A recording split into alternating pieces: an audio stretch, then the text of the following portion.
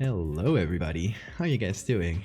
Sorry for the late start today. I've had a bit of a change of plans. I was meant to do something different, but then, I was gonna do something for a commission, but I still don't have like the materials for the commission because the client is being super slow at sending them. So I kind of was left without anything to do today. So we're doing something different. We've pivoted. And that's why I started late, because I was figuring out what we're going to do today. So, hey everybody, Sora, Taco, JJ, how you guys doing? Mectal, everyone's here. Agent Vandals, hi y'all. If I missed anybody, hello. Did I get paid first?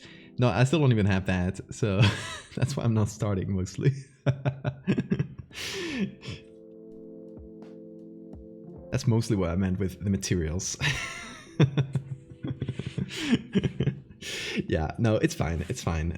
Some clients are just slower and they have, other things to do. So you're just foolishly waiting for them. But yeah, today, that's what we've pivoted to. We're actually starting work on something that I've been talking about. You might have heard me talk about this 1,000 times, maybe.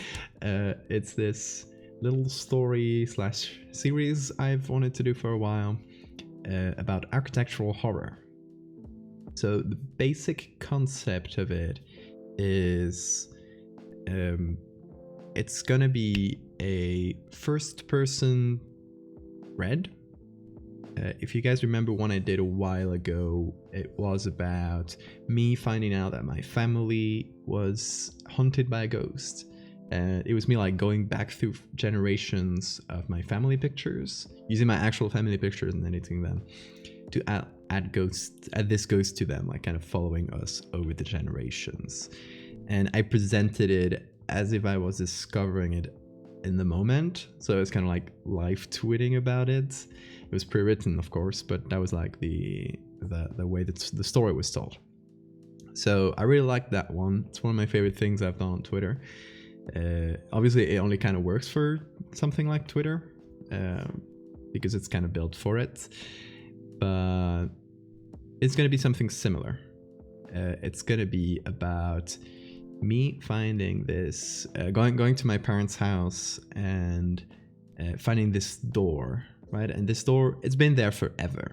It just kind of since my parents bought the house, and it's just been there. Everyone kind of forgot about it. It's blocked. Nobody's ever managed to open it, and it's kind of like down in the basement, and it doesn't even appear in the floor plan. So people just assume it might have been something that was up there at some point, then it was kind of blocked. It just doesn't work. So nobody's ever bothered to open this door. And in this series, it's actually like the door to the garage. It's very simple, but the story is going to be, I'm staying with my parents for a while, and I'm just so curious about this door that I'm going to try to open, and we're going to live tweet about whatever I find, right? And initially, the only thing, like, the door is only going to lead to a corridor. A pretty regular looking corridor, but kind of like a service thing where it's the corners are just like big pipes and stuff. So the assumption is that it's some kind of maybe municipal thing for like water and electricity, and it somehow is connected to my house. So it's kind of like a bit weird, but it's still like what's on the other side of this corridor, right? So I start kind of exploring, and every time I delve deeper, I realize it's deeper and deeper. It just keeps going. It goes like from a corridor maybe to a small room, and then another corridor, a bigger room. So it keeps going downstairs, lower and lower and deeper and deeper.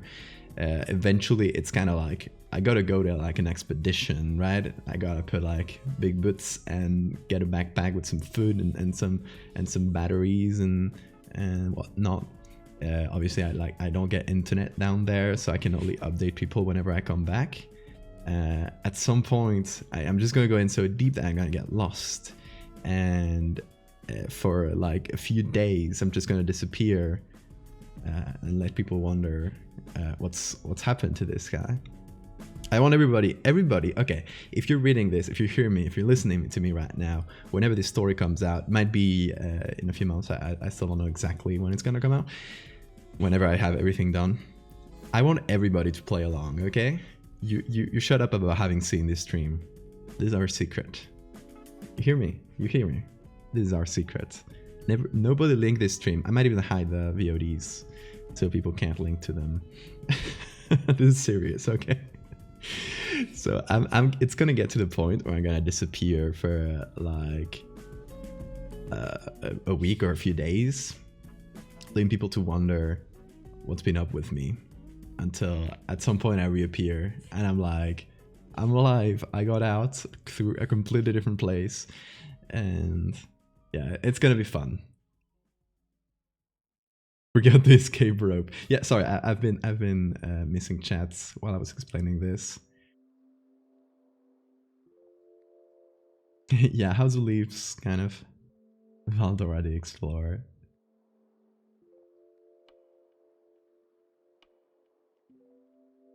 These are shared dreams, it's not real, exactly.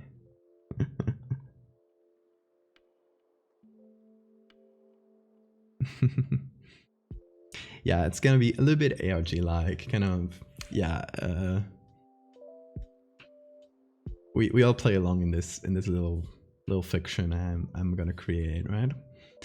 I've had a lot of fun seeing the reactions to that last thread I did. We're gonna go through that thread. Yeah, why not? Go to browser. Peer browser. There it is. Okay, let me find the story real quick, as it should be in my sorted art kind of thing. I'll scroll down a little. Okay.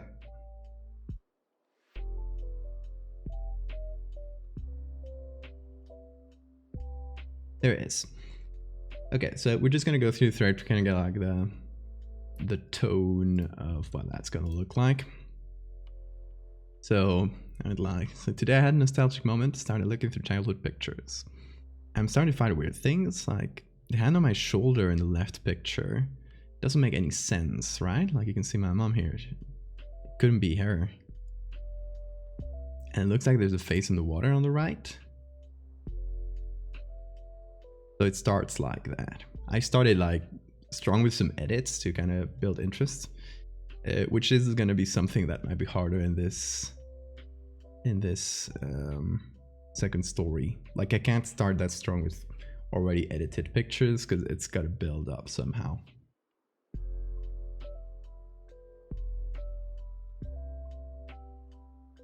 So by the way, if you guys haven't seen this one, I'm gonna play a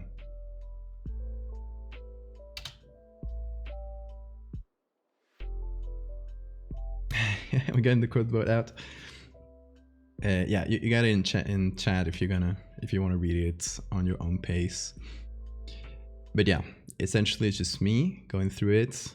So I do a little edit to kind of show the face better. So I invert it, and it seems to be like weird face with a missing eye and a mustache.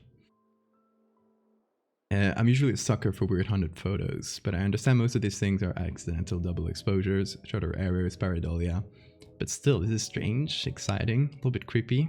Let's see if I can find more. And this was happening it happened mostly over an evening, if I recall correctly. So I think I found another one. I assumed that shadow on the right was someone out of frame, but now I'm realizing that this was taken with a flash. So whatever casts a shadow should be in front of the camera, right? Maybe there is a second light source. Okay, I've been sending this to my mom, and she said she remembers a few old pictures that really resembled these. She said they always creeped her out. So I'm gonna see if we can find them. We found one. This was maybe half an hour later or something. It's from her childhood. That's her on the ground.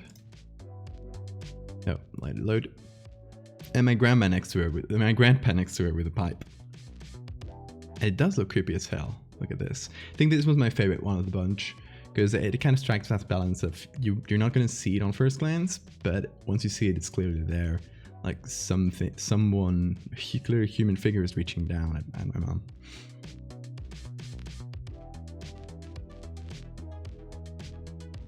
Creepy ghosts don't know how to swim. You should mess around with your own family photos. It's very fun. Do ask permission to everyone involved. I had permission from all of them here, but I still put the black squares because I thought it was kind of creepier, but all of them were fine with me using their pictures. Obviously, I couldn't ask the people in the old pictures because, you know, they all passed away, but I have permission from all the living people in them and their relatives. So that's important if you're going to do something like that in the public. And not to dox yourself. Yeah, that's true.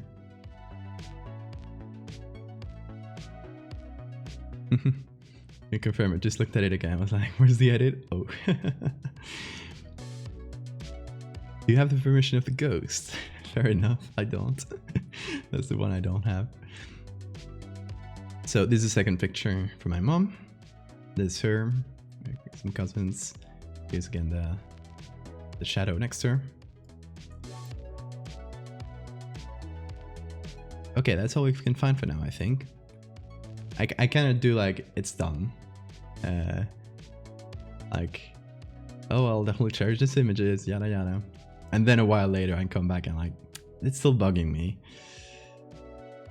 So I start going through the old family albums and going through my grandpa's old pictures. And this is him. It was actually, this was a picture of him and some other girl. I don't remember who it was. But I just removed the other person entirely and left the hand in because they were holding hands. I think it was her sister. Okay, something that's definitely going on now. That reflection kind of looks like the picture in the water at the very beginning.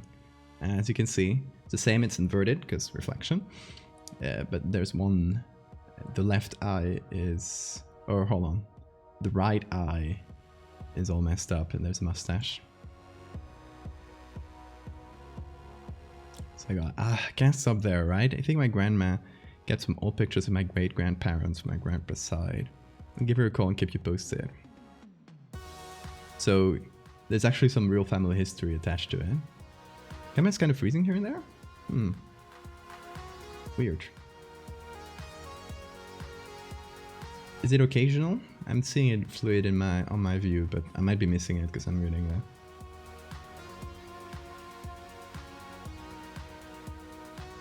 It is the ghost, or occasional. Okay. Well, let's hope it's just a punctual thing from right now.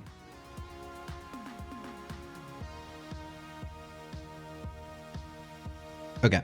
So family history. My great-grandpa, from my grandfather's side, Leon, fought for France in World War I.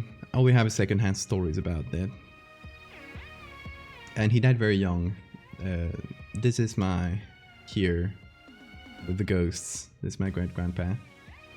He died at like 40. So when my grandpa was very, very young. So my grandma finally finds the picture of the ghost. And as you can see, it's there, but it doesn't have legs. And his face is clearly messed up. Looks like got a shot through the eye or something. And finally, we find the one picture from World War I. This is an actual picture from World War I. This is my great-grandpa. And this is the guy that will become the ghost. Without the messed up eye.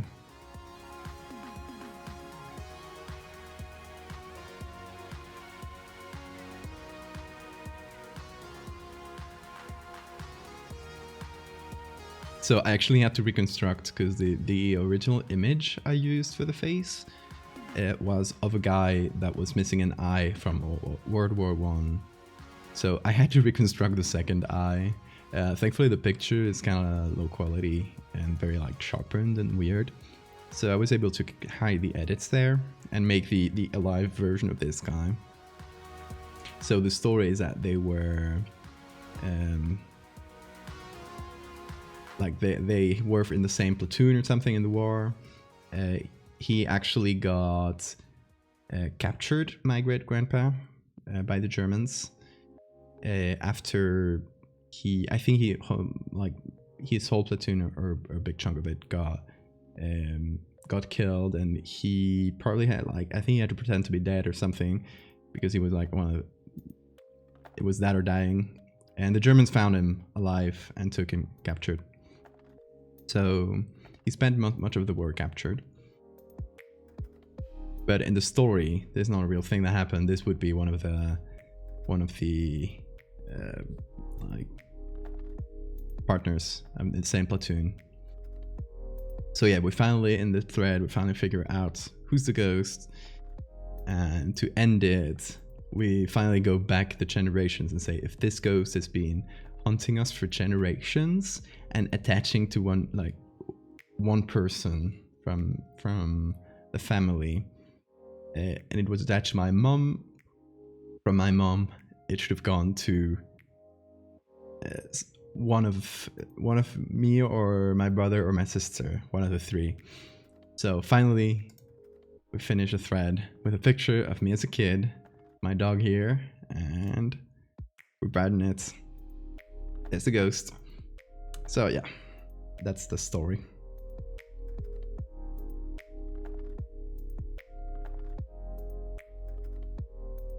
So I really liked this one. It was very fun to make, and I love people playing along.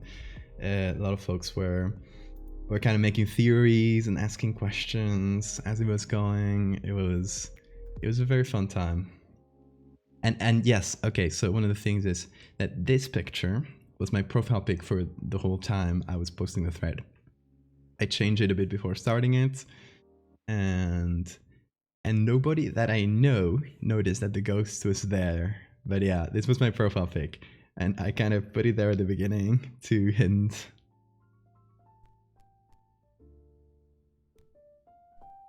Which was fun. I'm also gonna change my profile pic, maybe my bio, by the time I post the other thread, to go with the story, to instead of being like, oh, I'm this artist, I'm like just some guy. Just to keep the story, or keep people playing along for a bit more. Like, people can always scroll down and see it, but at least it'll keep the narrative a bit tighter, since it's supposed to happen within Twitter.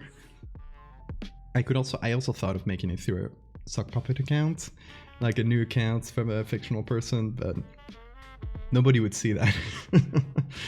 I prefer doing it through my account and more people to see it. And then I'll actually get hunted. Just you wait. We never know what'll happen. Ooh.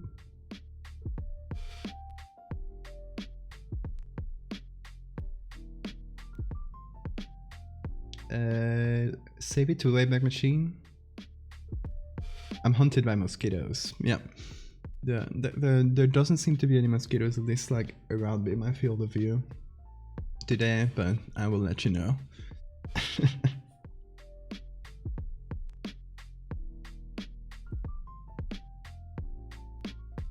Okay, so we're going for something similar for this thread.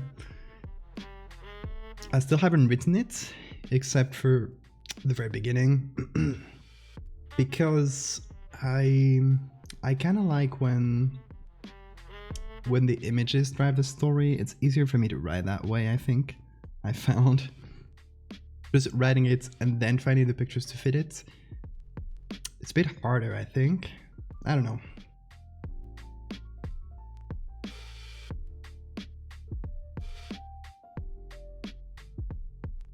Unless it's a mosquito ghost agent.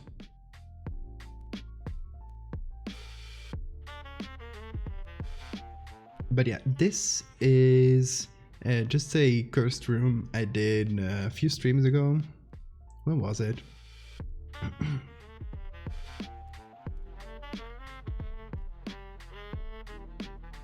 It was before I went to New York, if I recall correctly.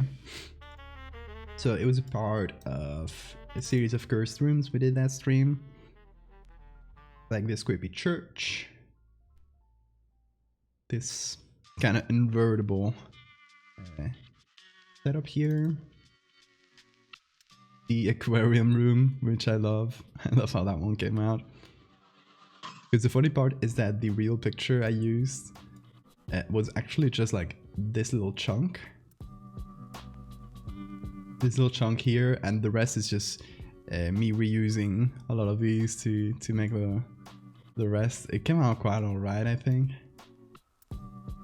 Very liminal. Yeah, that was the vibe. There's this one as well, which I love.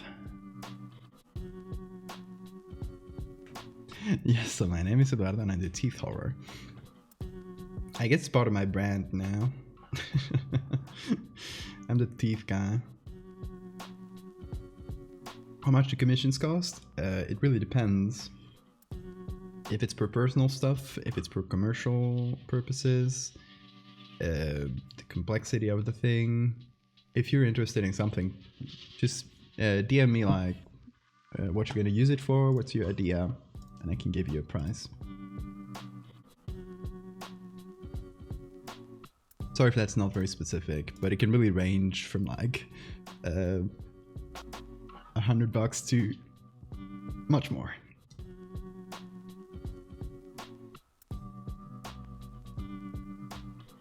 Okay, so the vibe I want to go for this kind of endless liminal space is kind of industrial, kind of abandoned.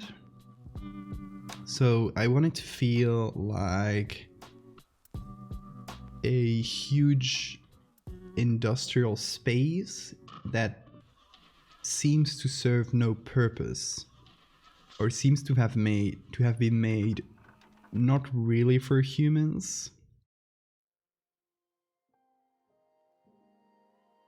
Yeah, it's commission, but the commissions are off in the coffee right now, so it's not going to link to anything, sorry.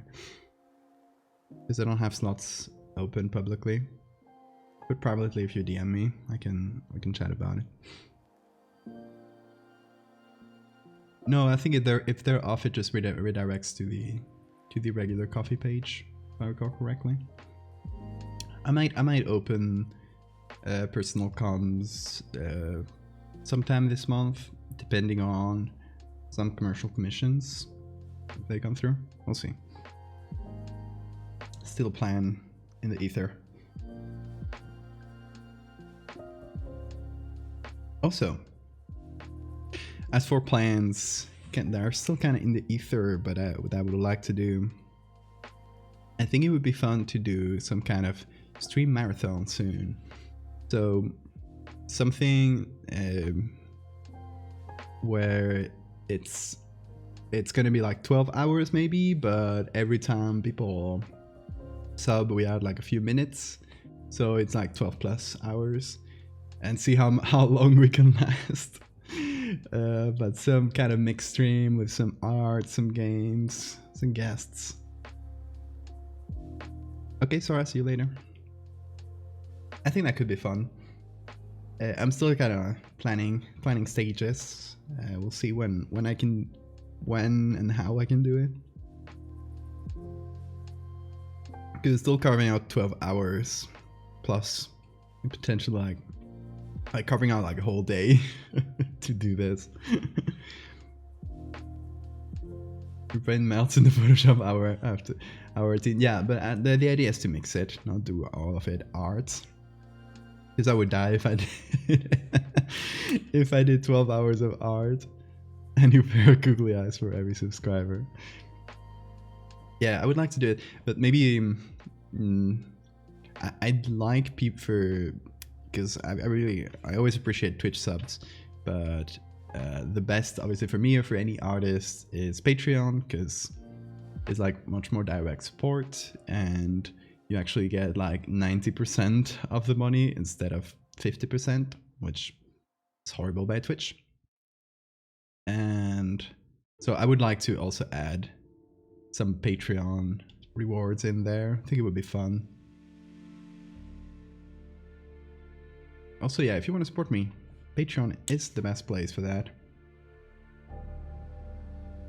Also, I can send you postcards every month, which is fun. This month, actually, I'm gonna do some sort of, I still don't know exactly what it'll be, but I'm gonna do some sort of extra reward for people who sign out this month, which is gonna be maybe an extra little postcard or something like that, because we're starting a sort of second season. There's a little storyline going in the postcards. So we're gonna start a second season with like different characters and stuff, and I think it's a good time for people to jump in, so I'm gonna make a little extra reward to incentivize people who jump in today, or this month.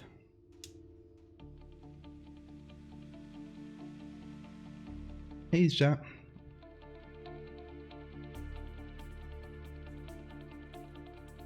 I want to write a book full of art someday. Well, if you get the money to fund it. God, I would love to write a book. It's something I've been looking towards, and like just navigating the whole publishing industry, which is a whole thing. It's hard, especially internationally, because I would probably need to do it through probably an American publisher if I want to actually like reach most of my audience. So it's hard, but I would like to do it. I would really like to. Finally got your stream. Well, if you don't want to miss it again, I stream Mondays, Wednesdays, and Fridays at around the same hour. So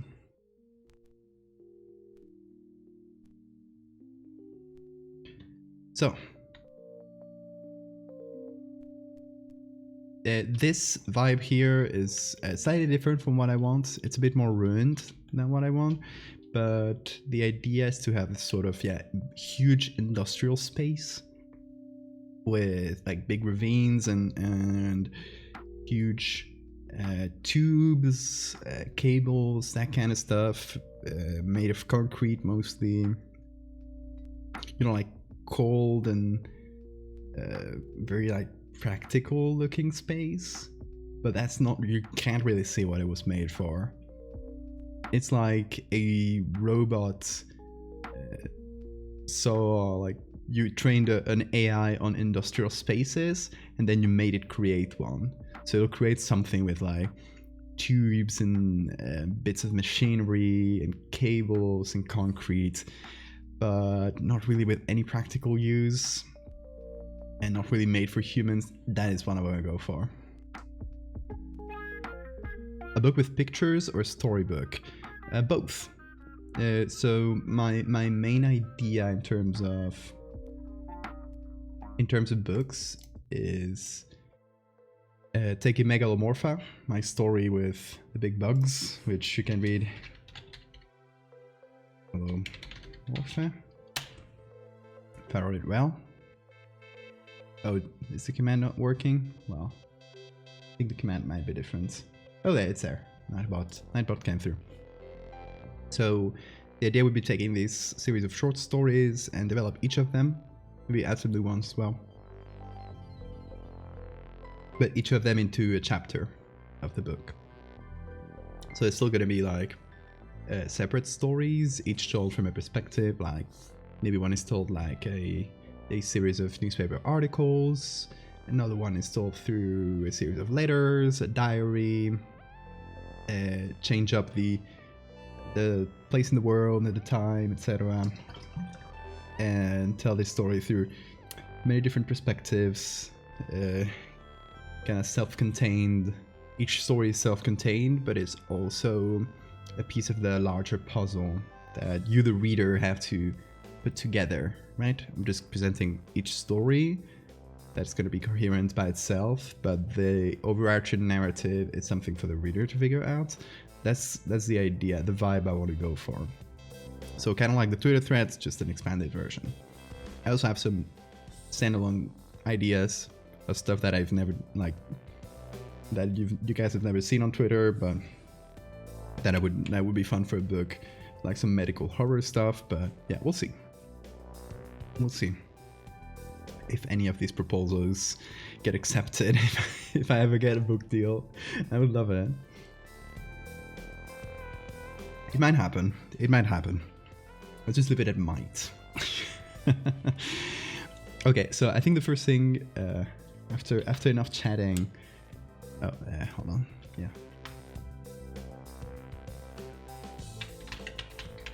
I'm just gonna call this architectural horror, since it still doesn't have a name.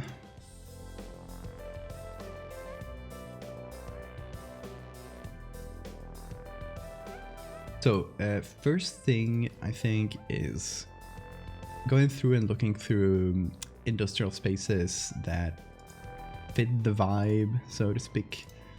I'm thinking we can start through Unsplash. And maybe look for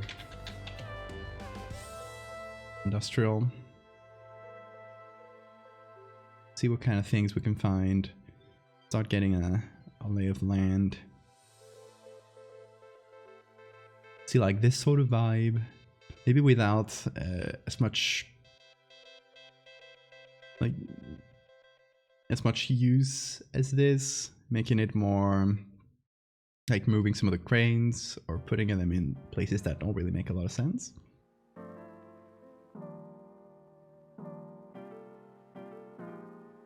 Really, it's just about wading through a bunch of them and finding the right one. Yeah, I'm hopeful that I can find something. It's one of the things that I'm hoping that will happen eventually, but might take a little while. Oh hell yeah, this is the vibe.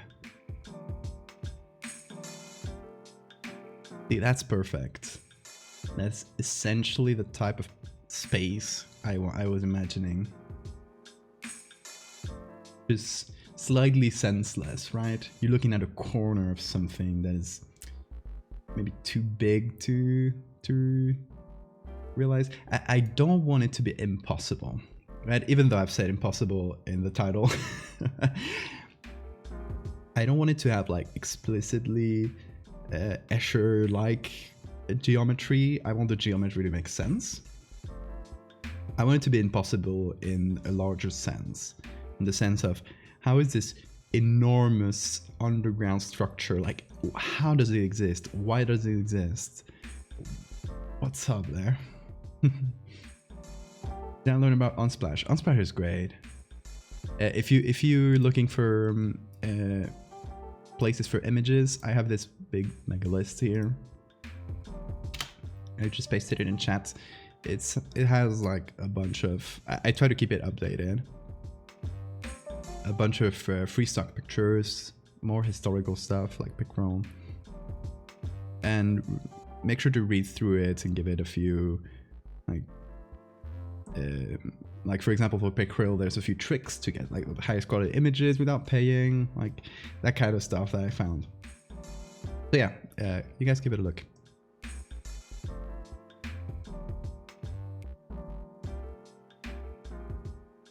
Never-ending staircase.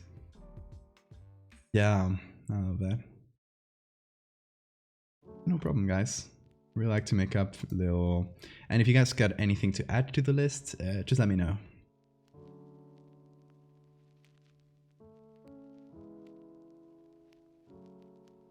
I'm glad you like it, Taco.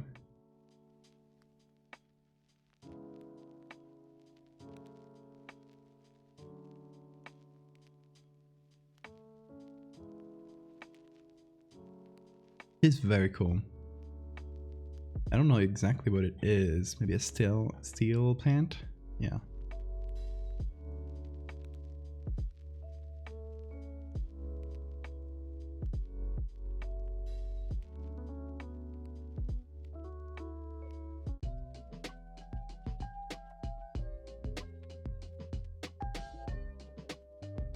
Ooh, I really like this. Maybe removing the train tracks. It just looks like some sort of service tunnel that curves in.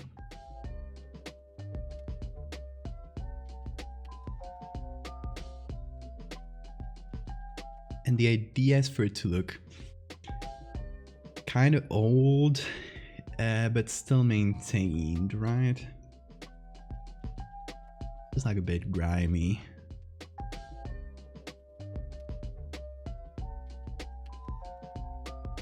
This is very cool. What is this? Metal? Tune of lightning out of Japan. Very cool.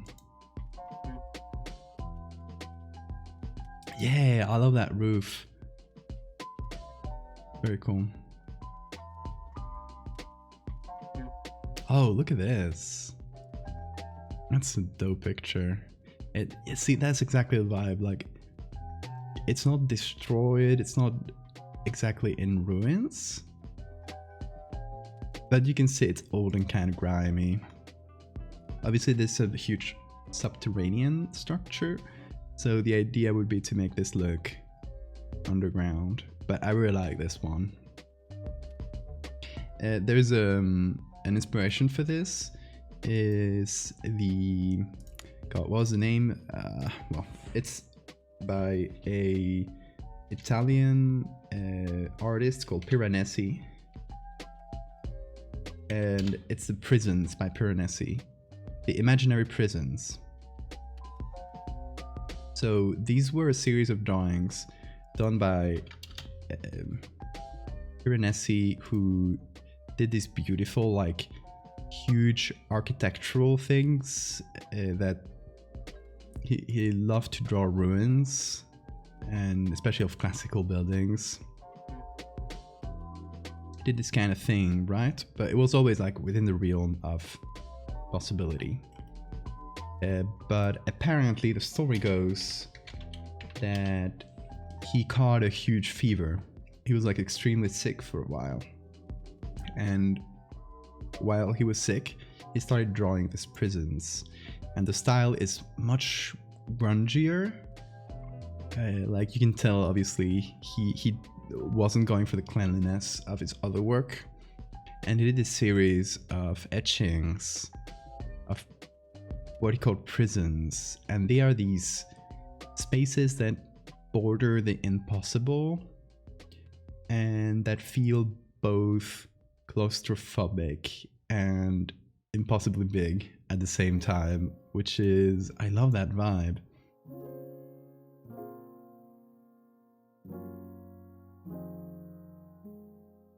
I don't know exactly how many are in this series, but I just love them. They do have, some of them have some impossible architecture thing, like angles that don't really make sense, but they're not super explicit. Like on first glance, it's not like Escher. On first glance, it's gonna look right, but the more you look at it, the more wrong it looks.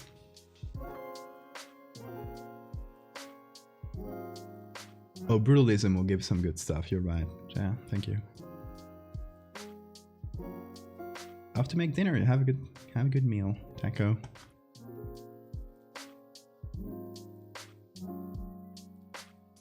Anyway, this was one of the inspirations behind this.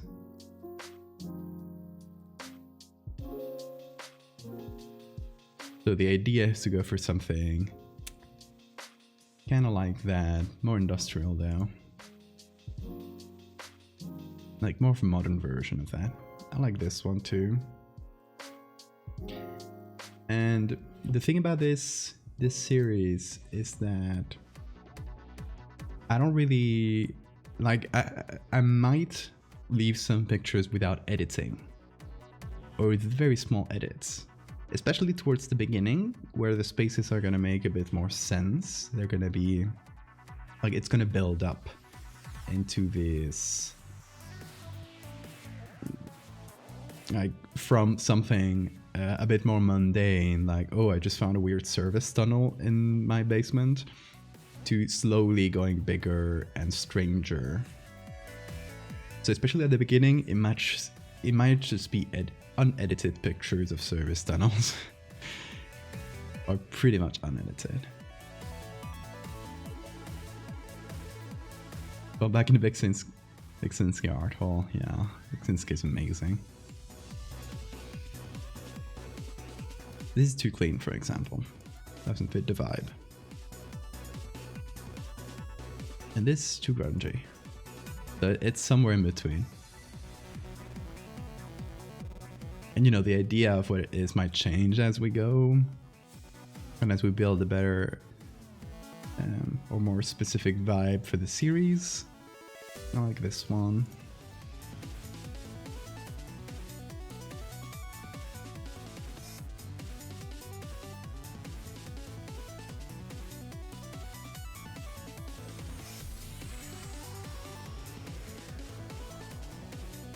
But I'm glad that there is some good stuff on Unsplash. I really like this one. And I do want to introduce some elements throughout the story to kind of amp it up and have some more drama within it. Because what I want is for the architecture to kind of be the evil here.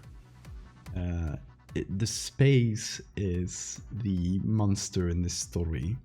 I don't want to have an explicit running behind you, a creature running behind you deal.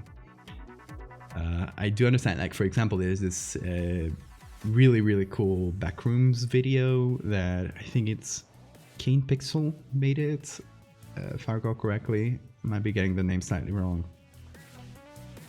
And it does have a creature in it. I do understand the need for the creature in that video to kind of build up some drama. I honestly love the idea of the Backrooms as this empty space. Like for me, I know people have been building this extremely complicated lore around the Backrooms, but for me, the ideal Backrooms are just these endless, endless space that is all exactly the same, and you're completely alone in it. That for me, that single thing, that very simple idea is much scarier than, oh, there's levels and creatures and people living in it and this whole extravagant lore around it. What I love is just, it's always like these weird carpeted spaces that look like real estate images, and it just keeps going and going and going and going, and you're never getting out of it. And you don't die because a creature hunts you, you die because you never find your way out and you end up dying of thirst or starving out there. I don't know, that stuff is the scariest to me.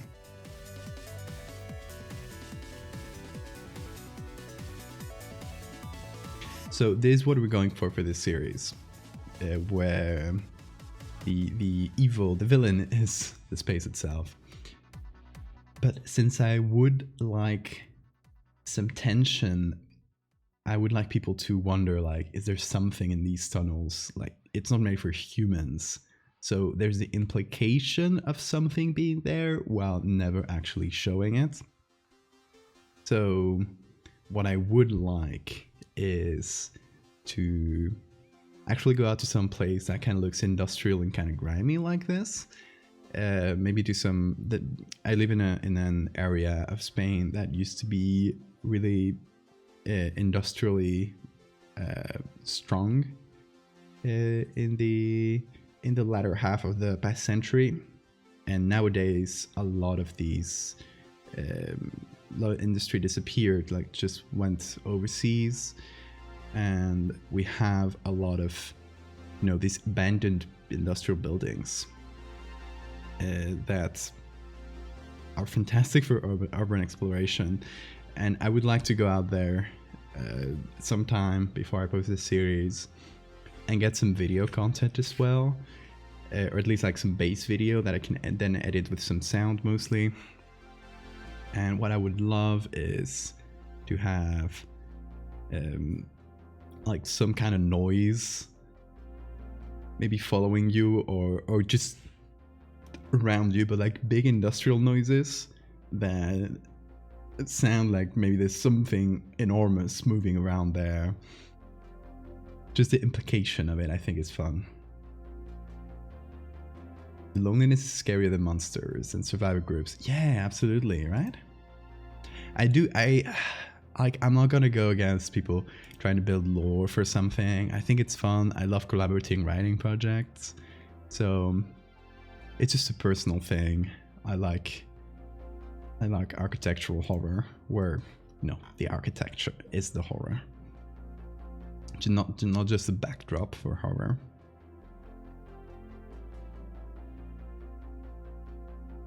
So yeah, that's what we're gonna try and do.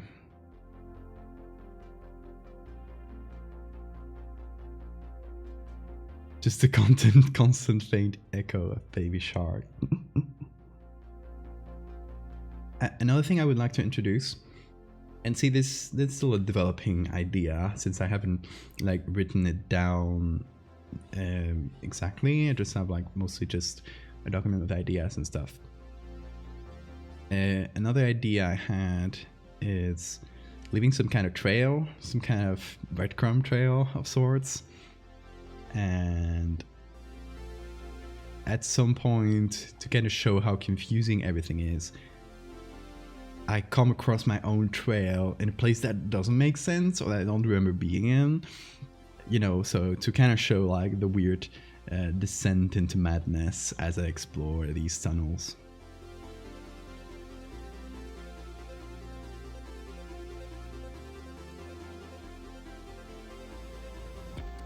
This is too clean, I think.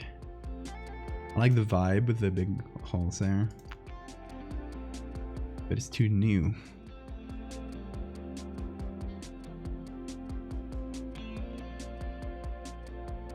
Oh, I like the ceiling here. Like, I would cut out all the rest, but I would take the ceiling. We got quite a collection of pictures so far.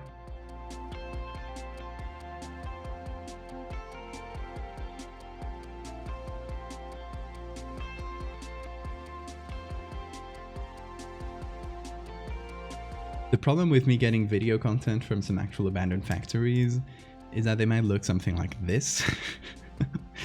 So I do need to find something that was as recently abandoned as possible. Also for safety, because I don't want like the ceiling to follow me or anything like that.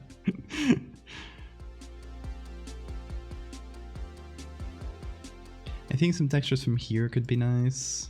They're kind of clean, but they might be useful as textures.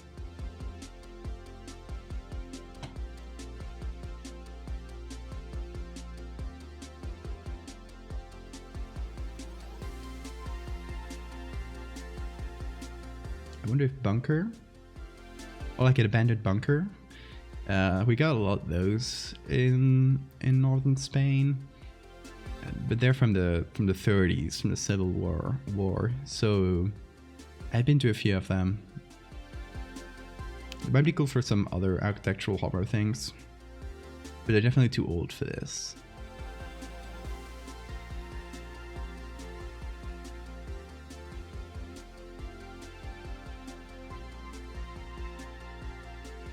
Oh, I also got some cool brutalism stuff from when I was in New York. There were actually some very cool buildings. Hold on, I could find them real quick for you.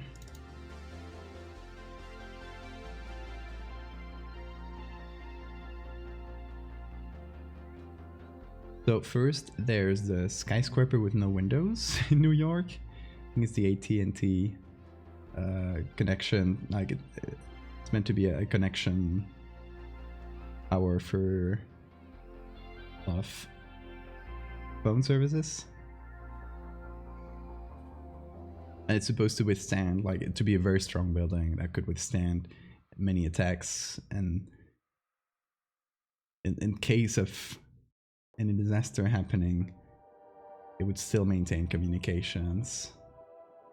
I think that was the idea of the building. I'm trying to find the pictures now under my other screen.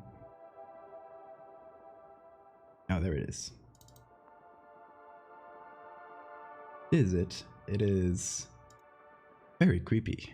I love it. Might be able to use some textures from this.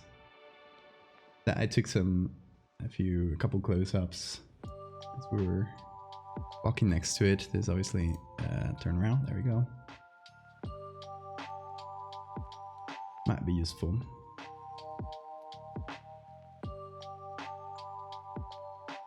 It's a lovely building. I would hate working in there because no windows. It's still a very strange sight to see when you're going through New York and you're in the middle of the city and there's a skyscraper with no windows. Definitely gives like evil vibes. I love that. This one's one in Boston. I also really liked. I use a lot of these buildings in a recent piece I did for an SCP. If you guys missed it, it is this brutalist warship. Did a couple of pieces for it. Again, taking a lot of brutalist stuff. Mostly these spikes where it's from a statue in, I don't remember, somewhere in Eastern Europe. And the main body of the ship is made with these buildings I just showed you. So that's where they got the use. I'm going through my entire Twitter likes to find one specific picture I saved a while ago. Oh no. I'm going through Twitter adventure. Good luck. Hope you find it.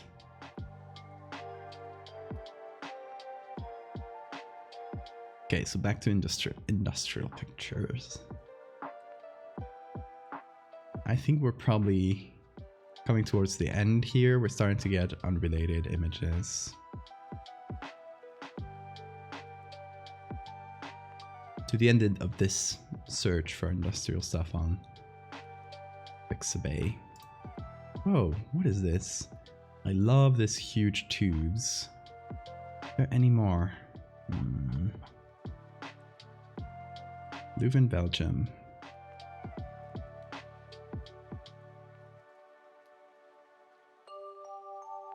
Let's see if we find any other pictures of this place. That's a big bug. Hey, they're stealing my vibe. It's illegal. Oh, hold on. Grey concrete power plant. We might find more if we look for concrete power plant.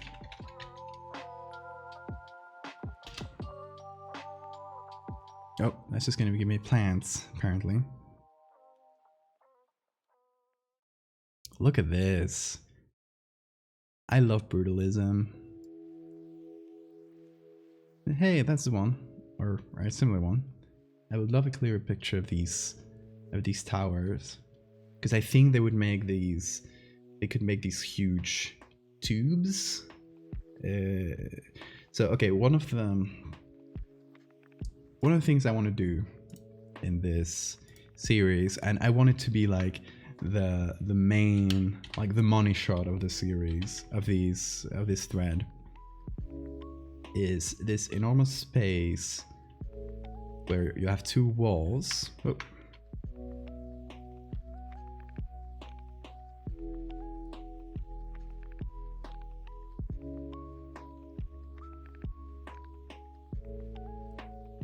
You know, like this, and they just keep going. Hold on.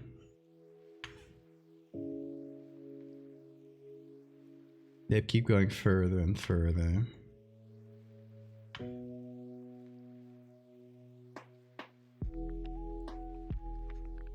Like up, out into pretty much infinity, or at least until it gets too dark to see.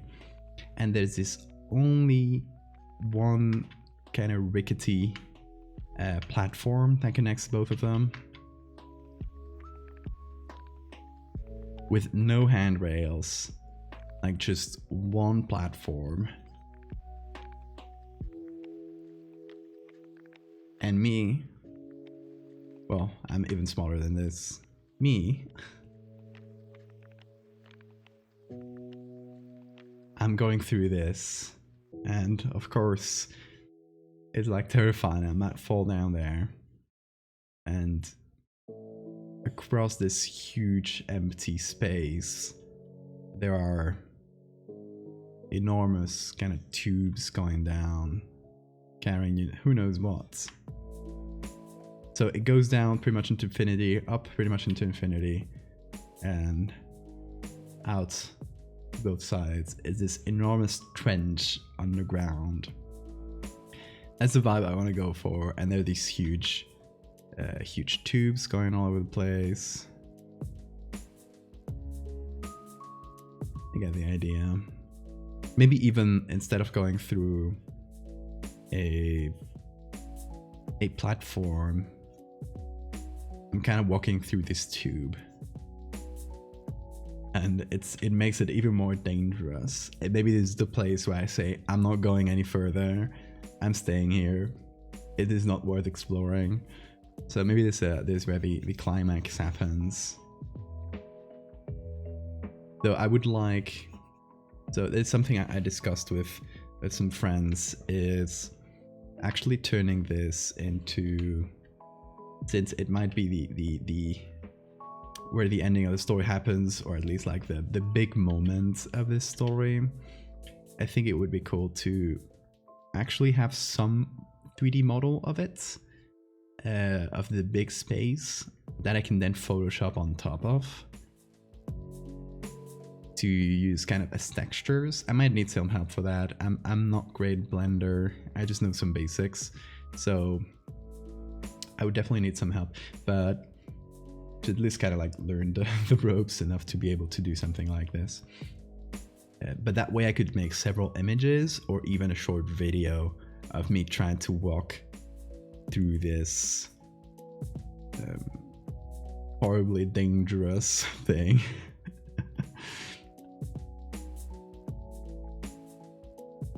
But I would like that. That's what's stuck in my head when I make this, when I thought about this story.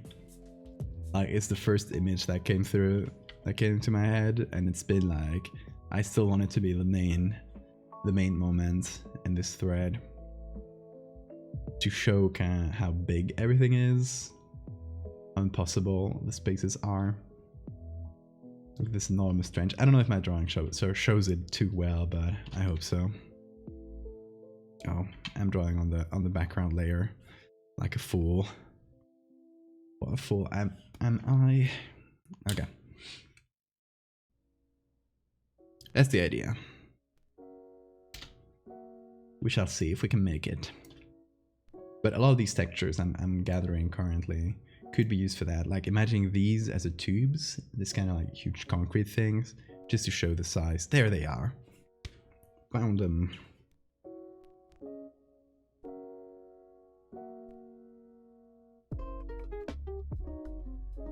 Okay.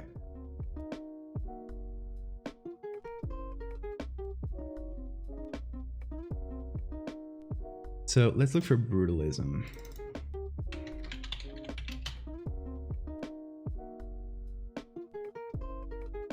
Yeah, brutalism has some good stuff. Oh, here's the statue I used for the warship thing.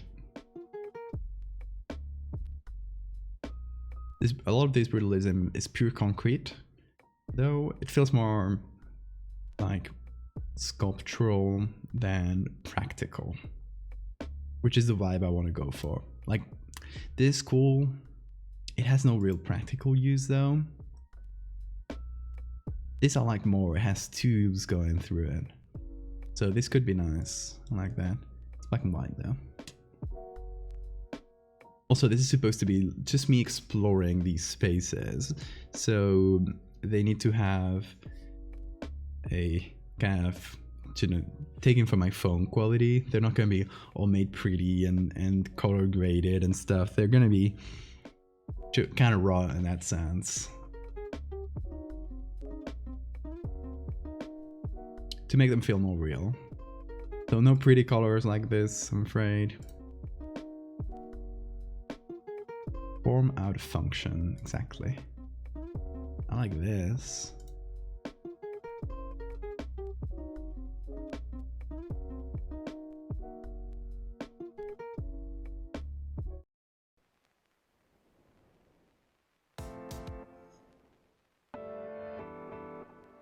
What is this? I don't know where I could use this, but it could be like a nice, like maybe this is jutting out in the middle of the room or something.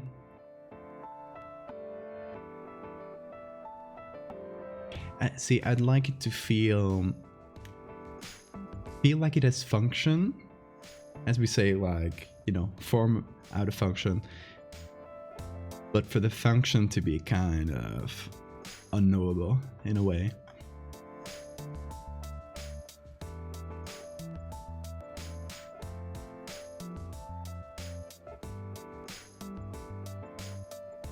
Like, this space was built for a reason, but not for humans. I just don't know what that reason is.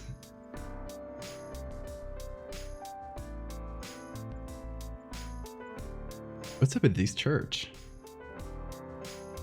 Switzerland. Church of the Holy Cross. Is it the same place? Yeah. What a strange church. I kind of love it. This is where you go to pray to brutalist god. It's very cool. Catholic Healing Church. Church. I don't know how to pronounce that.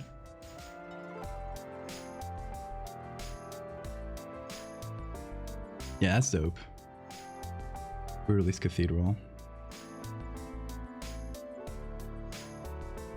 Oh, look at the cross there.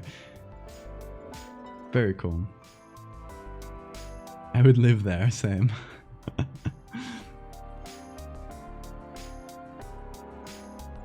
Same place? Yep. I love it. It feels right out of control.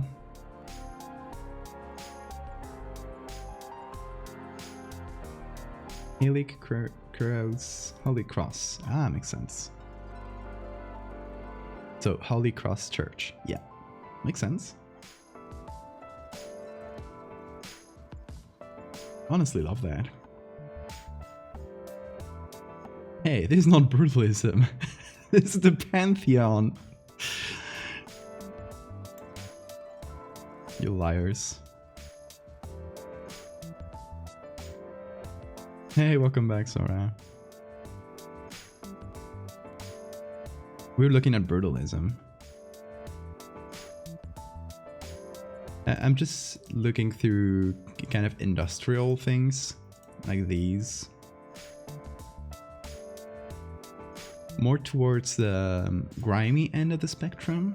Kind of like this, like concrete that's been out for a few years, but not completely abandoned and destroyed. Like, it's old, but it's been maintained. This is a perfect example. Where you can see the concrete. It's only one piece. It's just kind of old, but it's still serving its purpose. That's more or less the vibe. So we've just looked through a bunch of industrial things. Now we're currently searching for brutalism to give us some cool concrete structures to work off from. Ooh, look at this chimney. I love this. It seems like the inside of one of those huge like vapor chimneys in power plants. I assume that's what it is, but could be wrong. Yeah, recently abandoned, or still in use, but just kind of old. Where, you know, the concrete is kind of spotty. You know, this kind of old concrete. Yeah, we could go for both interior and exterior, but if it's exterior, it should be something that we can transform into interior. Like, for example, see this place, we could remove the sky and turn it dark and maybe give it some fluorescent lights or something as a source of lighting, but just turn it interior. That's just Barcelona. By the way, did you guys see that the new Pokemon game is going to be set in Spain, or in Spain-ish? That's gonna be fun. Probably not gonna work. Let's see. We'll see about that. Ooh, interesting. Is it a car park? I assume it's a car ramp, right? I'm thinking this maybe could be useful. It's slightly small, but I'll keep it. This is 0 too, which is perfect.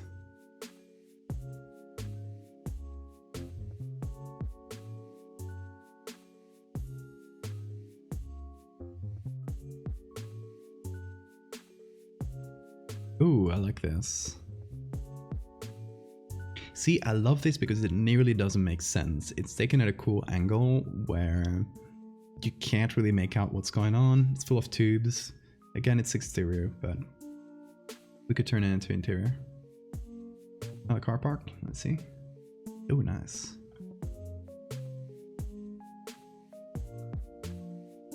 See, that's another car park again. Oh, I like this vibe. Even just for the tubes, like the tubes could be put somewhere else if needed.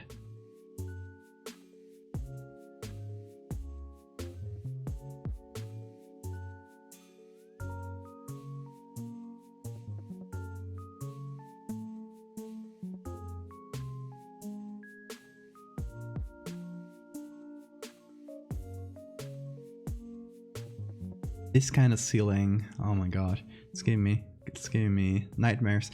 My school, the school where I studied as a kid, it was this brutalist building. I hated it as a kid. It was cold and uninviting. All the ceilings were like this, which was supposed to be something for the sound. It's supposed to dampen sound and keep all the classrooms kind of independent, so you couldn't hear what was going on in the next classroom. Makes some sense, but it was still like kind of ugly. And now I appreciate brutalist architecture. As a kid studying there, I mean, it's kind of depressing, honestly.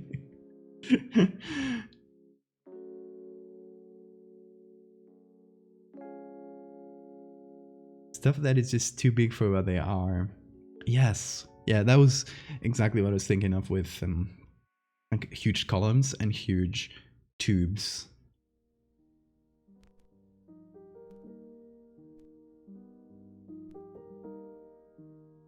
Like, see, pipes so big that they're made out of concrete instead of metal.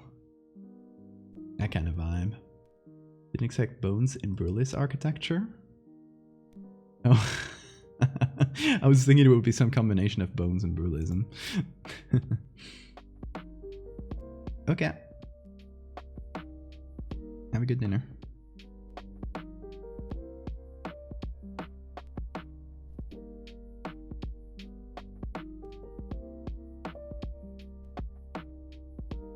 Okay, I'm here. I'm gathering a lot of pictures without any specific purpose yet, because I just want to have a good, like a big library of pictures that I can mix together for different images. Because instead of just going for one specific image and trying to find stuff for that image, then going to the next, etc., trying to build at least a base, going from there.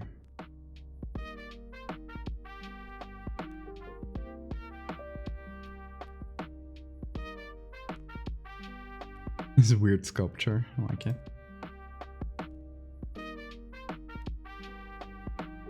I like these tubes here. Birmingham. Oh, nice.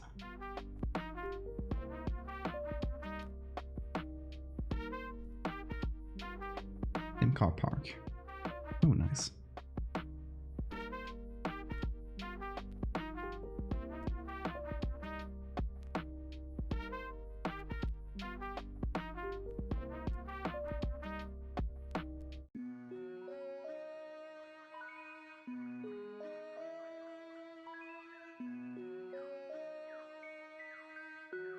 Should we have some security cameras? No, that would make it feel too human. I feel like there shouldn't be... maybe at the beginning, yeah. But starting at some point, we should stop having things like doors, handrails. It just goes more abstract. I think that would be fun. To slowly kind of remove all traces of human usability. The stairs maybe become huge and impractical for a human, or they just disappear and you don't have stairs to get up to places anymore. You start having to scale up things. That kind of vibe. I think we've run out of brutalism here. Okay, you know what we'll do? Hey, Kurt. Let's resublego. Thank you so much for the resub.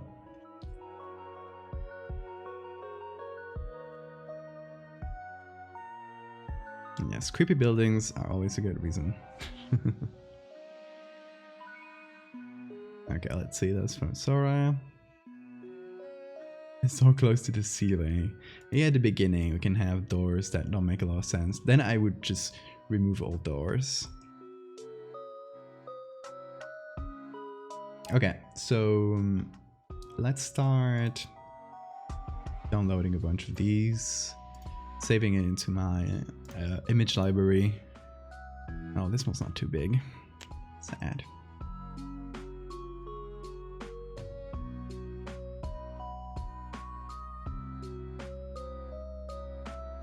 Sometimes unsplashed things take a second to download, so I'm just making sure that everything's downloaded. Every picture. Googly-eyed door. Yeah, I mean, okay, so all these collection of images, I don't know exactly how many we'll have. They might take a few streams to get through to make all of them. But if you guys unlock googly eyes, they'll just be on some wall. Because there's not gonna be creatures to put them on. Not this time. It's downloaded. I love this one. I don't know exactly where I'll use it. But I love that there's some kind of grime collecting and stuff. It's just at that point where it's nearly ruined. But like, it's just grimy, but still usable, right? It's still practical space. Just, you know, hasn't been super maintained. It's kind of old. This one also has... This one is just so huge. Like cathedral-esque. That I just love this kind of huge industrial building. The one thing I would have to do is remove the windows here on the top. Did I download this one? Oh, there it is. Took a second to download.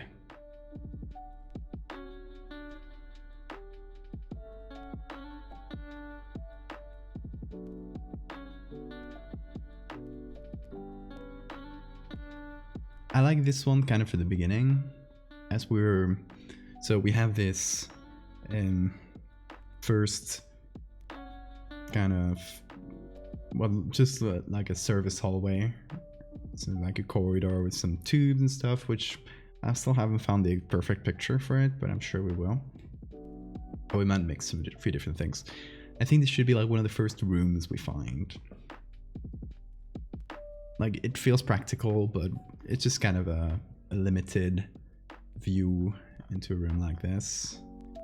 Oh, I should also look through the recommended below this. See, there seems to be some good stuff. I like this. Did I download this one already? Yes, okay.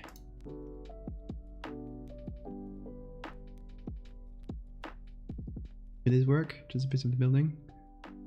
Or too clean? Yeah, I feel like it's a bit too clean and too exterior.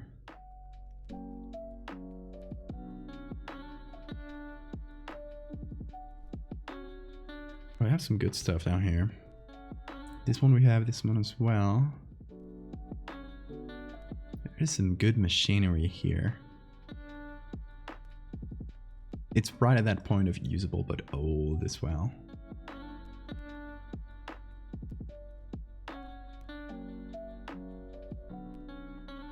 Like, this is too old. This is too abandoned.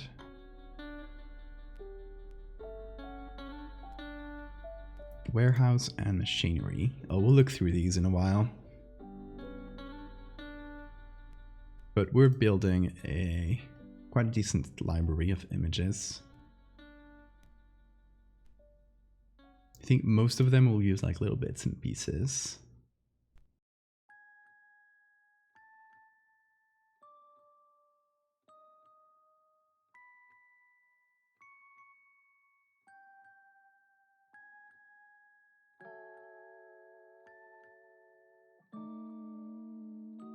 Could be maybe for one of the beginning. It's a bit exterior though.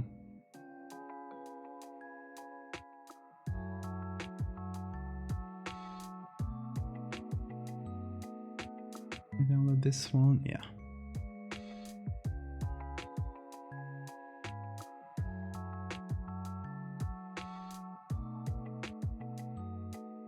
This one's a bit exterior, but I feel like some of those stairs and stuff in the bottom could be nice. Even as like textural stuff, textural details.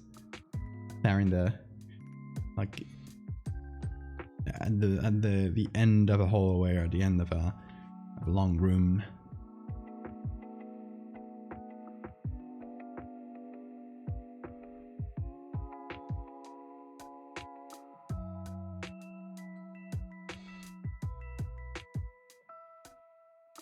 Michael Wolf. Not sure that is free to use. I assume not. It's like some photographer's work, but could be some nice inspiration. Oh, I've seen these. Yeah, I love that. Very beautiful shots. Just like endless apartment buildings. It's very focused on like apartment complexes and stuff, like living spaces, instead of more industrial things. But I love his work. Very cool.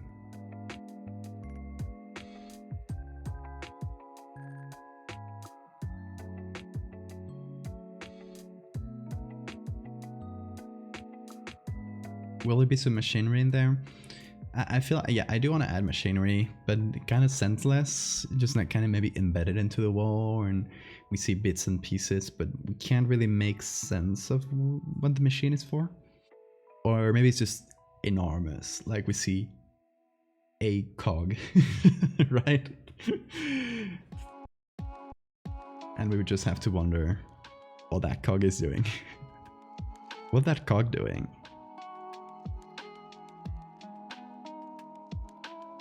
There's trains. Ooh, more steel mills.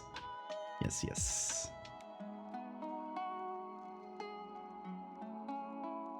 Has this downloaded? Yes. What's the cog doing? The car park? Let's see. Ooh, nice. I love the kind of the tubes running through them. Not tubes, but yeah, this kind of structural thing. I think this one could be useful. To add like a, imagine this, but like very, very large. Give that a download.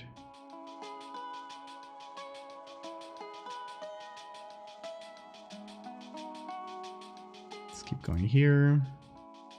One seems downloaded, yes.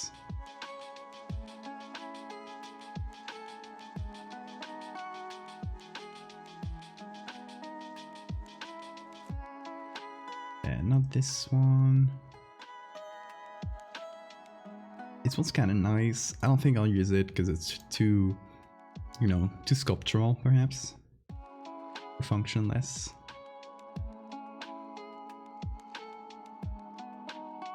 There's a fourth picture. Let's see. Nice.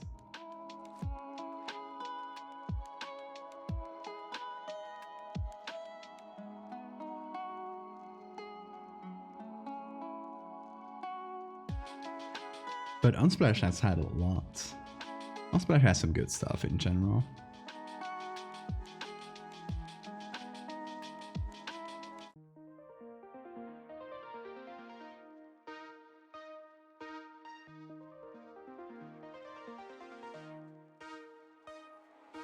but not just the head of a massive screw or bolt somewhere. I like that. Yeah, it's a good idea.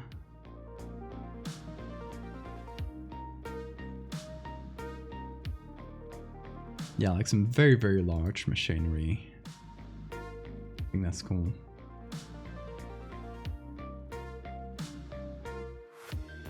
This one's one of my favorites. One's definitely gonna be there. With only some slight edits, I bet. Like just removing the exterior part of it. You found the picture you were looking for? You can share it if you want.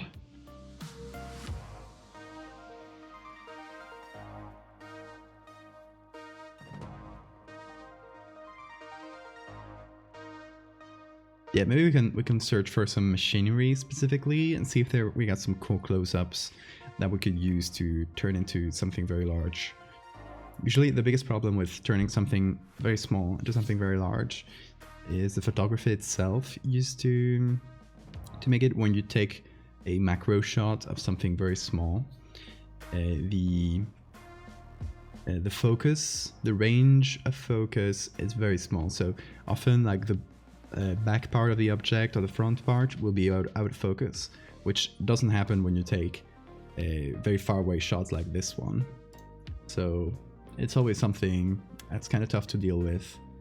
But see, this is one I like. For example, imagine this cog just like jutting out of some wall. And we don't really see the rest of the machine. There's a whole, and you assume there's more machine out there. We're just seeing a huge bit of a cog. I really like that. Actually, we'll keep this picture because we might find some more down there. I really like this one as well. Don't know exactly what this building is. Tate Modern. I don't know what that is. Oh well, there we go. It's this building inside. That's a cool building. Old Realism.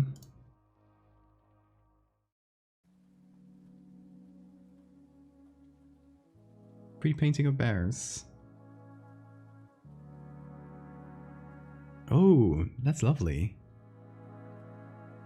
That's some cool bears.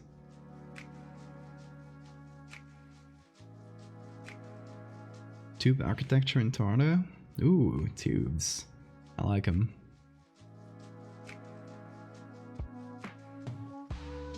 Oh, from Unsplash actually.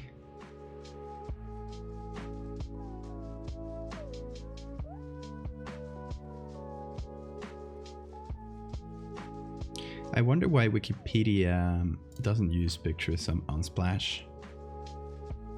I guess it might go against Unsplash, like the terms of service. So they only publish old pictures from Unsplash back when it was a CC license instead of their own like special license.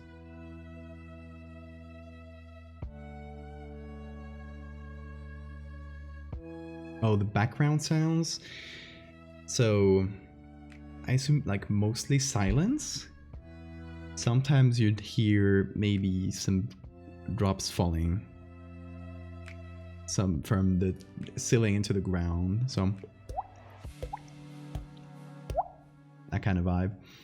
And from time to time, huge like groaning of machinery.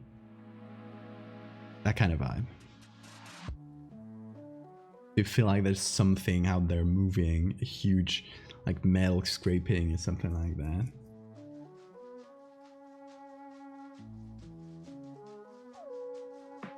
Firestone lava tubes. Ooh, interesting. Doesn't fit with this vibe, but I love it. I like it. Is that like some natural cave formed by lava? Or somewhere where lava flows? Is this the Wii Shop music? No, this is from Ocarina of Time.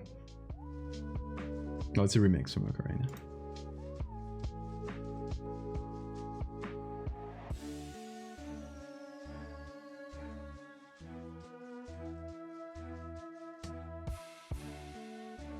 Same game, really.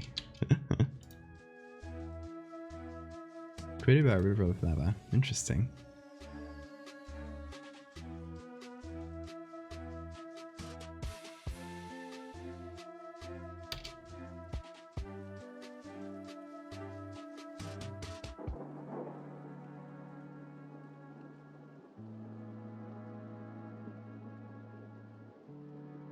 I love that.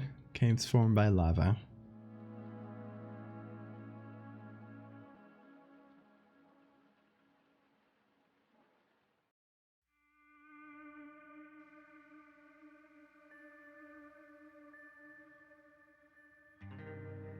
Okay, we're downloading these. If we're checking out some more machinery, maybe.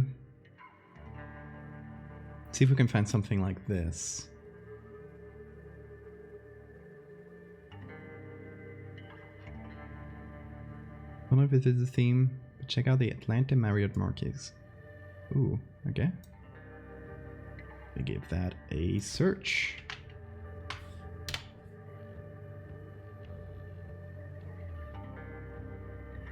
Ooh, that's beautiful. It feels like a spine. Some ribs coming out. I don't know if that was intentional, but that's the vibe it gives me. Like you're walking inside the rib cage of some huge ancient creature.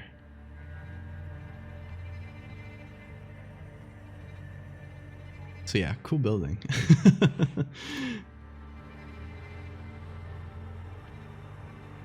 It feels like it's bulging out.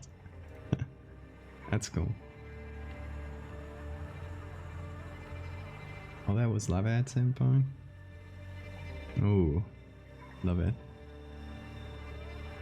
Tall cursed building, long cursed building, or no Euclidean building? Not a building at all. This is supposed to be in a huge underground structure. Yes, the Prey soundtrack is great.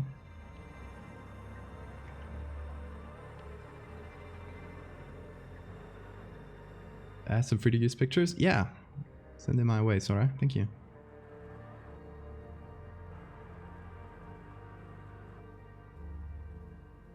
Oh, here we have some cool close-ups. Yeah, see, that's what I was saying. When you take close-ups of things, the focus range is very small, which means that the area that will be in focus is very narrow. So this here, this one is in focus, this one is already kind of out of focus, and this one's very out of focus.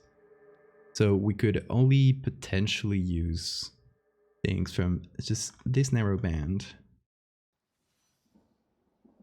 If you want to use stuff from here, we'd have to modify it heavily, add some texture to it to make it feel more focused, etc., etc. But see, this little not cog, what is this? Bolt would be cool. So I'm getting it anyway.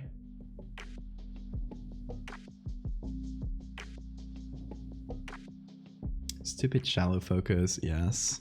Ooh, nice. This one's very good.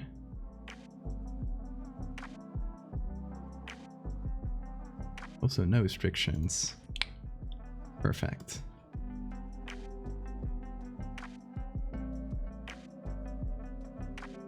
Did I save that? I did.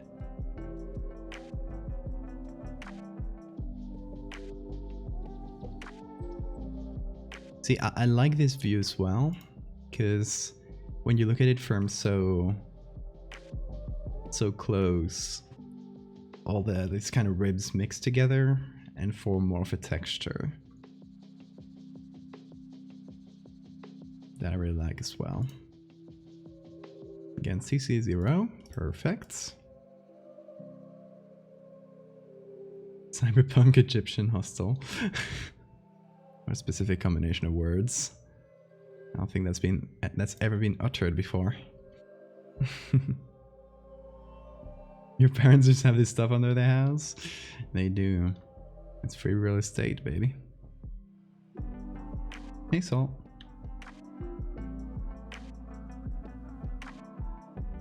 Didn't expect a water park. Oh yeah, that's weird. This typhoon and blizzard.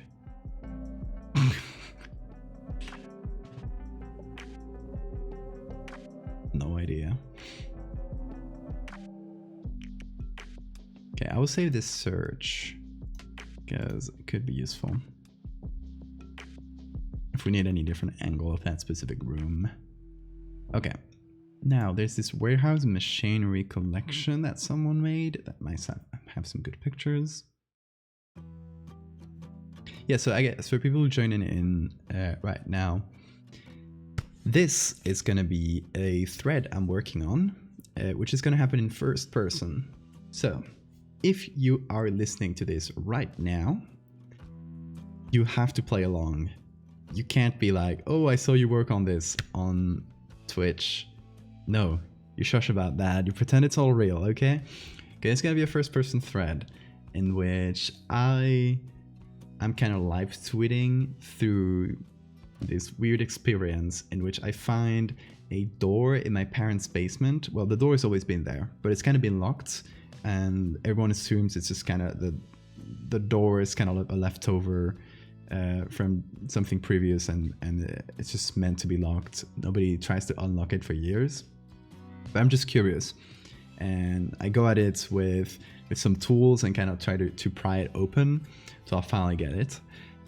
And what I find behind it is kind of a service tunnel full of, you know, just like a concrete corridor with some pipes and stuff going through it. So I figure it's something like maybe some municipal electrical stuff or just water installations.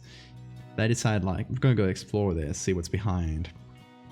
So I just kind of continue down this path, and it just keeps going deeper and larger and deeper and larger until it becomes this impossibly huge industrial space that serves no purpose, seems to have been not really made for humans, and it just keeps going and going and going until I get lost, and y'all don't hear about me for a few days. A solid few days until I reappear. So it's gonna be like, yeah, kind of live tweeting through it and stuff.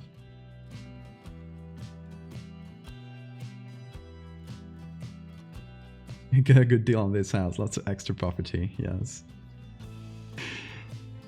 So that's the general idea. I still haven't like exactly written it because I want the images to lead the charge in the writing. I want to just do some cool images and then try to write around them. I find that's easier for me in my head, to start with images and then see where we go. I like these tubes. They feel a bit too modern, but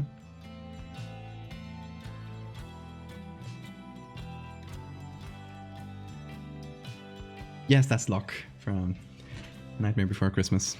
Good eye. How long are you gonna be lost in there? Well, you have to worry about food and stuff. So the thing is, at first it's gonna be like, oh, let's just see what's behind there.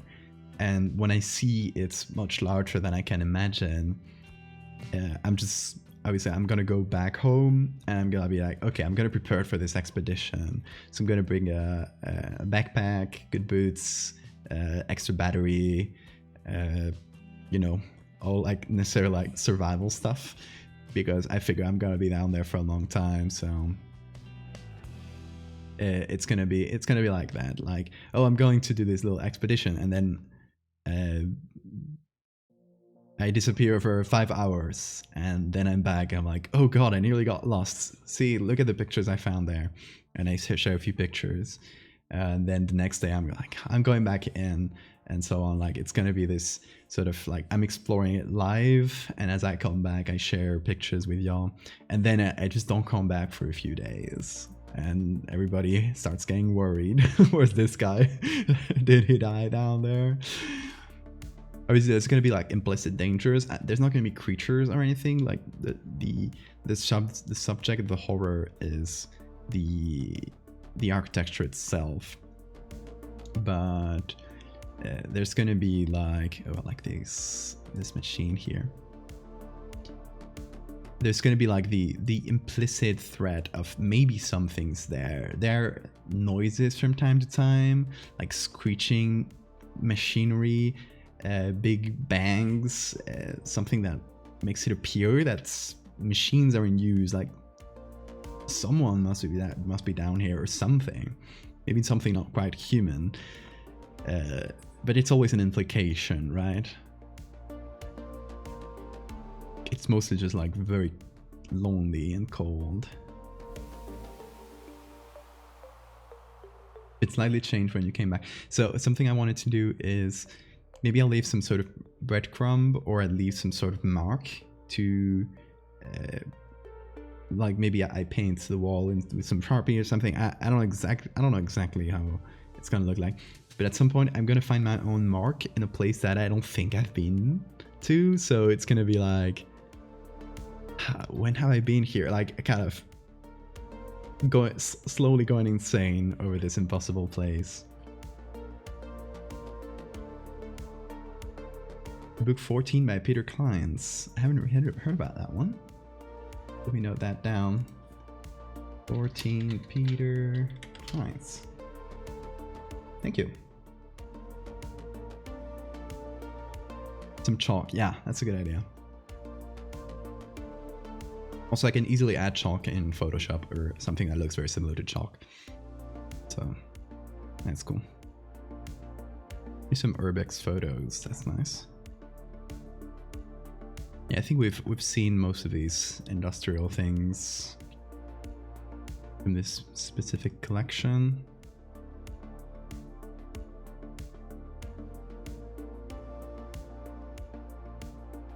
It is a bit more abandoned.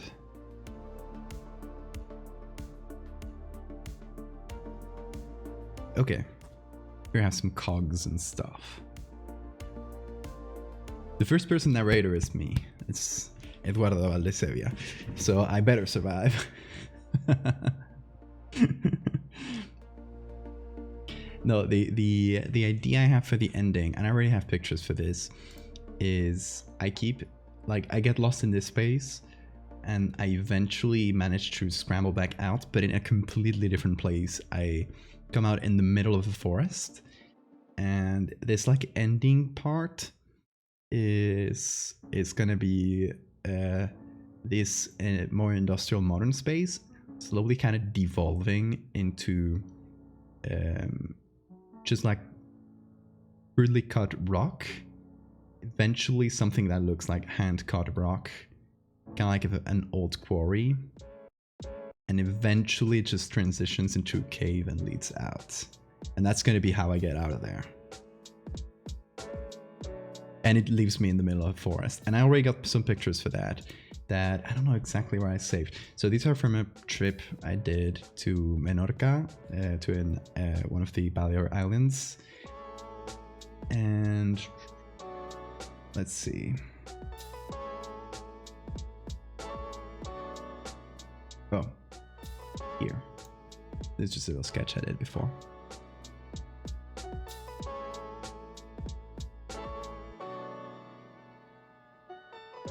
So there's this place that's an old quarry in Menorca.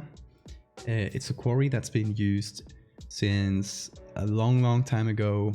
So from the time of people like actually picking rock out manually to the time of machinery. And these two areas kind of connect in weird ways. So for example, you'll have this, let me see. The more modern machine cut area looks like this. So you can see the traces on the wall that the machines left every time they reach the end, like the saws. So that this, I'm gonna use these as textures for this ending part. There's also like, there are also like huge spaces that are kind of creepy. Like, okay, look at this, right? And then there are places where the old quarry, which is here, and the new quarry, the modern quarry, connects. And I was, hold on, I think towards the end. Yeah, that's the same place from below. And that's kind of the angle we're gonna have. Like this modern area just breaks, and suddenly we got these tiny little stairs that go up. Handcrafted stairs, or hand carved. So this was from, hold on. This was from October. I've been having this, thinking about this, making this thread, this series, since October, at least.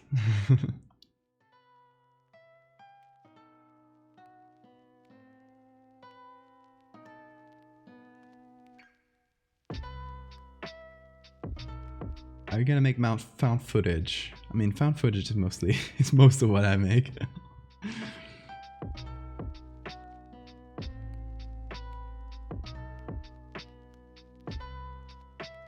I have a Google Docs and stuff to look into from your streams. You're looking to doing ARGs. Yeah. I'd like to do something like that someday. I don't know exactly what shape it will take, but I love ARGs and little ciphers for people to solve. If any of you guys are on my Patreon, you know that every month to my patrons I send them a postcard, and the back of the postcard has a little puzzle or cipher to solve. Some of that connects it across different postcards, so you need to solve previous ones to kind of advance. It's very cool. And if you guys join my Patreon at any level, you can see all the previous postcards.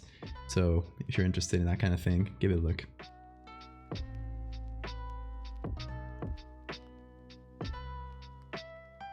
Suffers from the macro stuff you were talking about, but circuitry and electronics could have some good textures. That's right. I feel like it's maybe not industrial enough, but some types of circuitry, maybe more bigger scale things, like bundles of cables, that could be fun.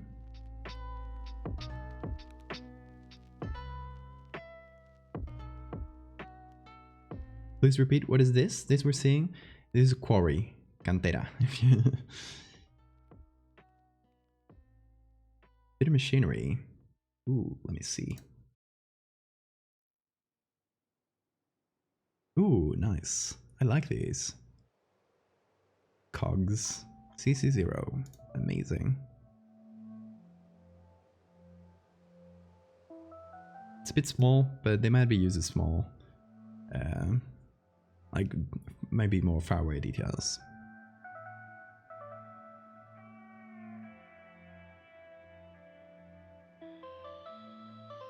A quarry, because it's been a quarry. It's a quarry that's been used for hundreds of years. So from the pre-machinery era to the post-machinery era. So those two kind of connect. There's a few. Let me see if I can find the other.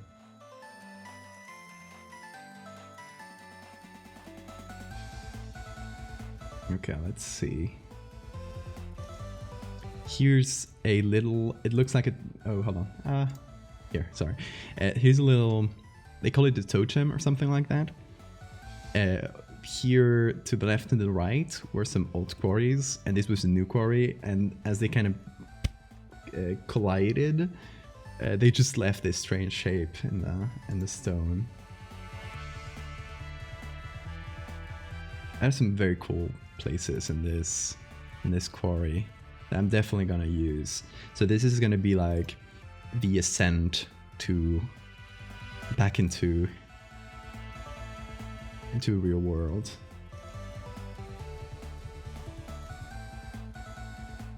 There's also a bit of machinery there. Fun.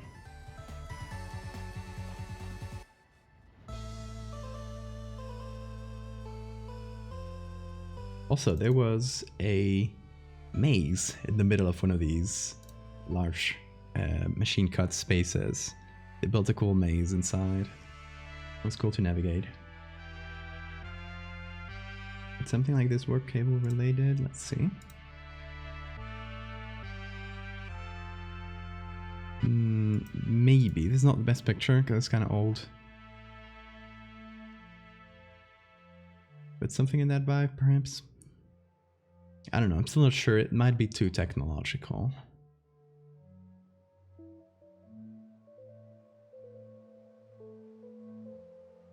Hey, Hammy.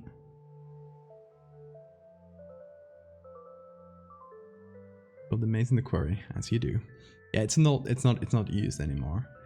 Right now they kept the quarry kind of as, so they have this huge space. They use it for concerts. They have this maze. You can visit and see the history of the quarry. The older part of it is some botanical garden. So that old like hand cut part.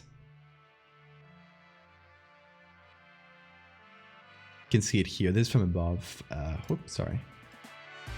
Forgetting I'm on browser.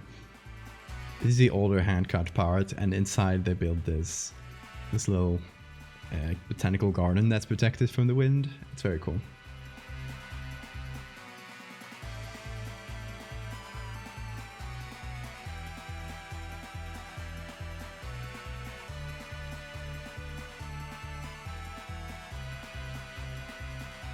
Hydraulics, yeah, I like that.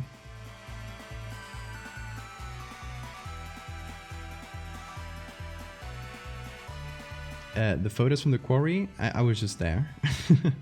It's called, I think it's called Lithica, yeah. That's the place, Lithica. There, you can see some other pictures there. That's where I was. That's the maze. This is the little totem thing I showed. The garden.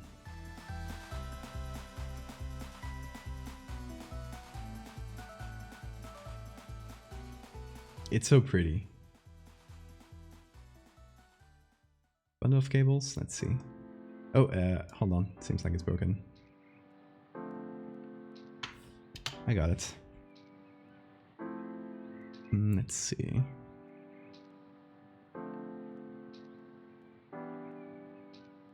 I feel like they're a bit unfocused to use, unfortunately.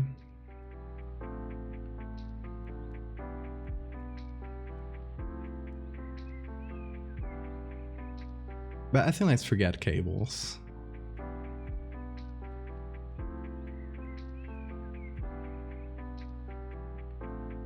Let's just go for big tubes, like this.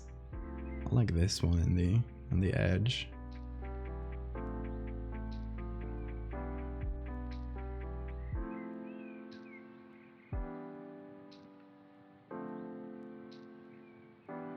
Okay, we've been gathering pictures for a while. I think it's time to build stuff with them. How about that? Okay. We got 44 images, so we have quite a big library of things to use. It's here. These are all the ones from today. Quite decent. And I don't think we have to start in order. Yeah, we can keep it. Hold on, let's start a new file here, put it vertically. We can just go with stuff that's interesting. Like this one. I really like this one. I feel like it encapsulates the vibe. One last image for you that might fit the quarry theme. Oh, let me see. Copy paste, I think. Yeah. There's a comma. Here we go. Ooh, that's beautiful.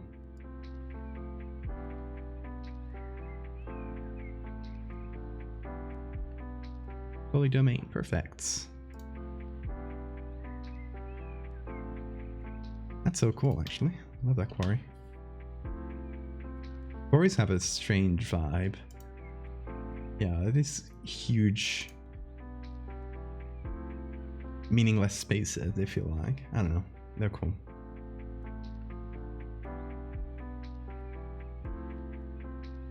Oh, another one? Hold on. Ooh. Oh, that's perfect. Big crane part. Interesting.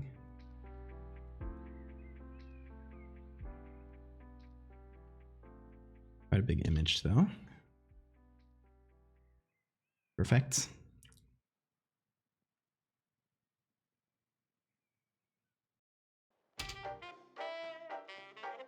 Okay. Got them downloaded. You hit gold with cogs, you did.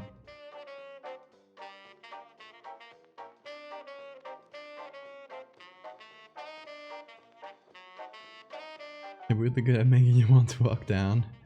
Yeah, the call of the void, the urge of jumping from a high place. A strange feeling. I think call of the void is a term. At least so I've heard. Okay, been looking for pictures and chatting for 2 hours, y'all. Okay, I will just do a really quick break to go to the bathroom. But I'll be right back in like 3 minutes. Okay? And then we'll start building stuff. So I'll see you in a moment, guys.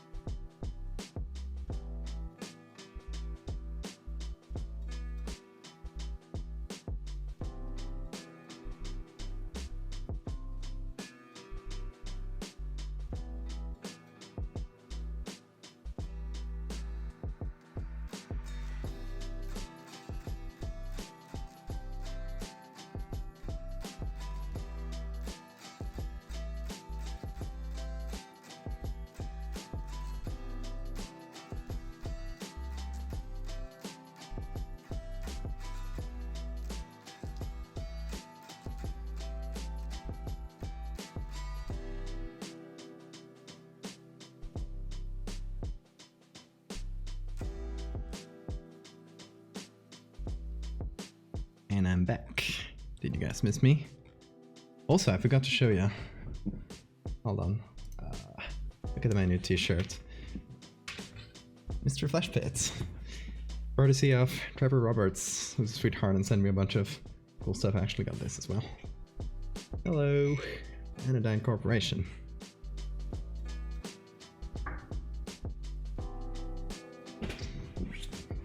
Hey, bundle up all the pictures I'm finding and send you all through DMs. Yeah, sure. That'll be good. That way I don't miss them.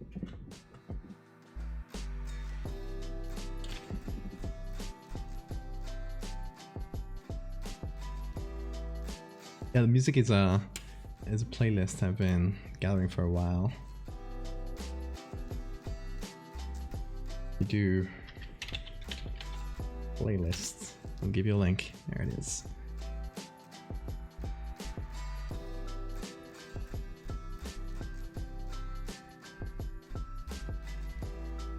Yeah, the hearts here are purple. The default ones. Derelict sulfur factory building. Ooh, that's cool. Yeah, it's the ruins to use, but that's a very cool picture. Anyway, let's stop looking at pictures for a while, because we won't get anything done today if we do. Let's first do a selection of the sky here, because this one I want to remove from this image. So, I'm wondering if it's some kind of automatic selection might work. Though it will probably take these chunks off as well. So maybe automatic plus some manual.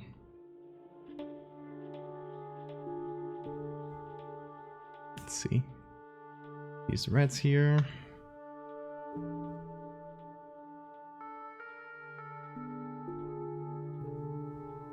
Get all the whites into pure whites.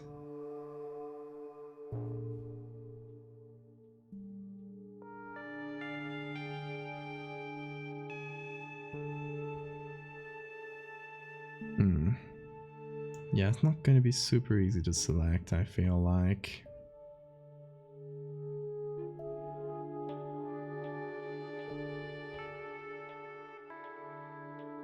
Maybe object selection here might help out. I don't usually use it for this kind of straight angles, but see, because he'll start getting stuff wrong from the edges. Also, don't worry if my camera cuts a little bit when I use this tool. It happens. Kind of seizes up for a moment. Because Photoshop loves to use 100% of my CPU whenever I use this, because it's new and poorly optimized. And the funny thing is that OBS doesn't take that much CPU, but since Photoshop basically like hogs it for a couple seconds, just because of poor optimization, not because it needs to. It just makes it takes so much CPU that it makes OBS work wrong. And it's not even a problem of not having enough CPU. I have the CPU is probably the best part of my computer. Just optimization on Adobe's part.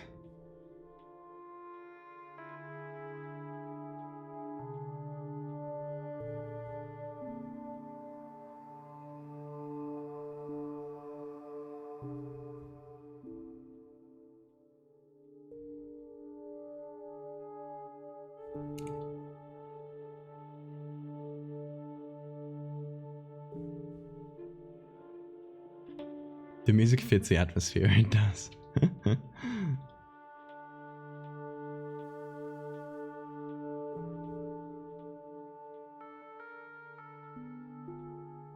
This one is from a game that I don't recall the name of. And that's from another game. Yeah, I got a lot of game soundtracks in this playlist. Because they're usually safe for Twitch.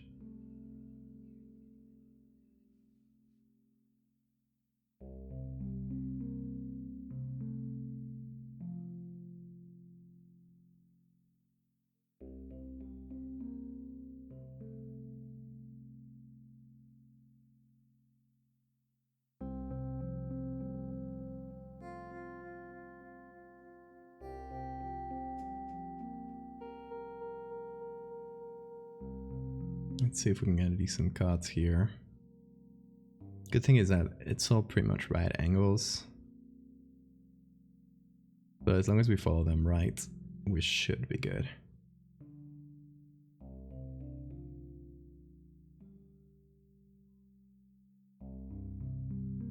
It's slightly finicky, but...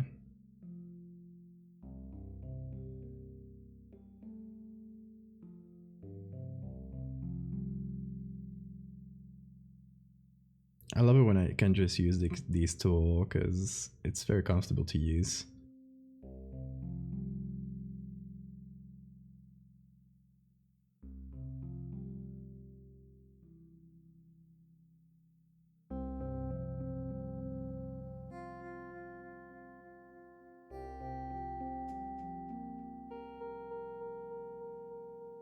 cameras in very small angles around, but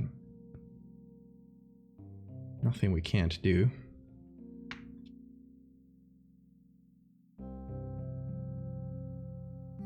Yeah, Twitch and copyright music. It used to be kind of tacitly allowed, but then of course music companies got angry and they started... Come on, there we go. They started doing copyright strikes much more. So you gotta be careful with what music you use. Usually for music stuff, not so much for video stuff. Recently, a bunch of... Oh, I keep doing it the wrong way. A bunch of streamers have been doing like reactions to entire TV shows, and they're just playing the TV shows, and I know it's just a matter of time before they pull the plug on that and TV shows start like suing streamers.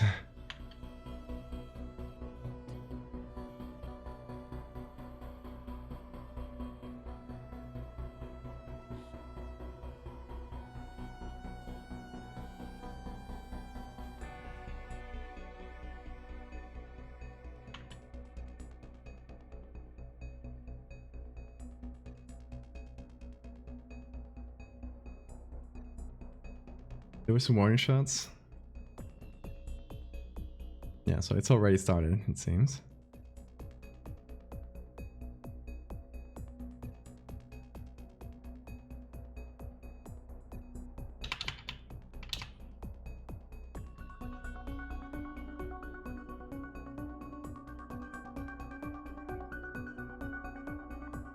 Whoa. That was strange.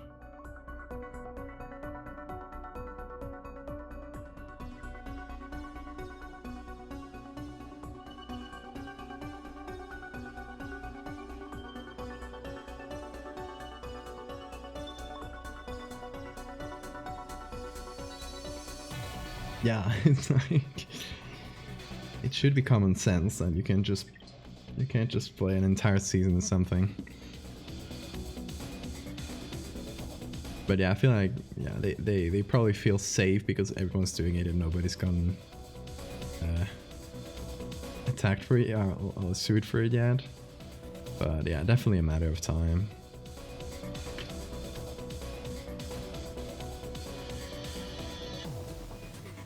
They'll all take it with one streamer, which they will sue into oblivion. The others will just silently stop. I assume that's how it's gonna go. Wondering exactly what's going on here.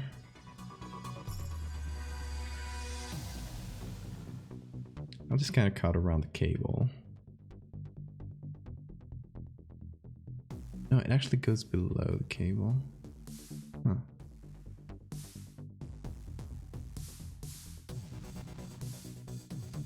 Oh.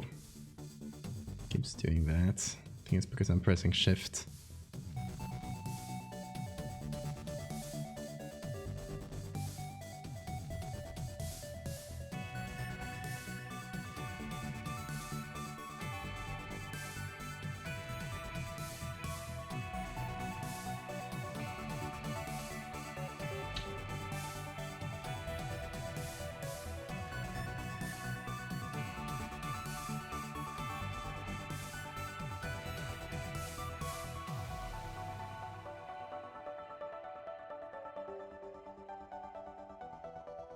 Okay, let's see. Tiny little things. You know, it's an easy type of selection, this one. It's just slightly time consuming. But we got time.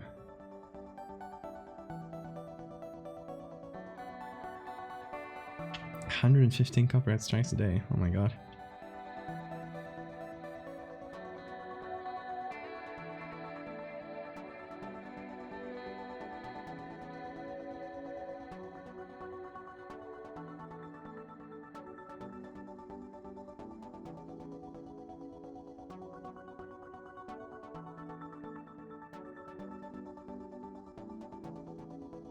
Seems like a kind of company that doesn't know,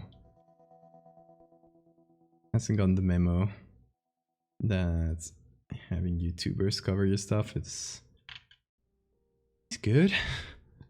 Like it's good for business. They're literally doing your free publicity.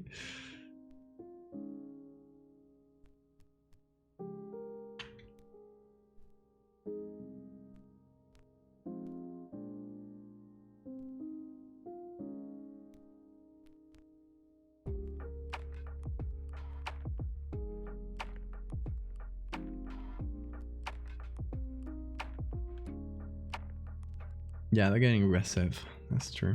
Okay, we got a selection of the sky. We cut out some stuff, but we should be fine. And I don't know exactly what to do with that. So I'm gonna make it into a layer mask, put it in a group, and everything we put into a group will be constrained to that.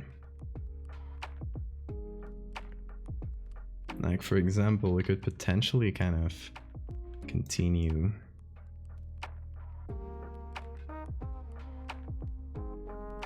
the same kind of shape so it keeps going up and up.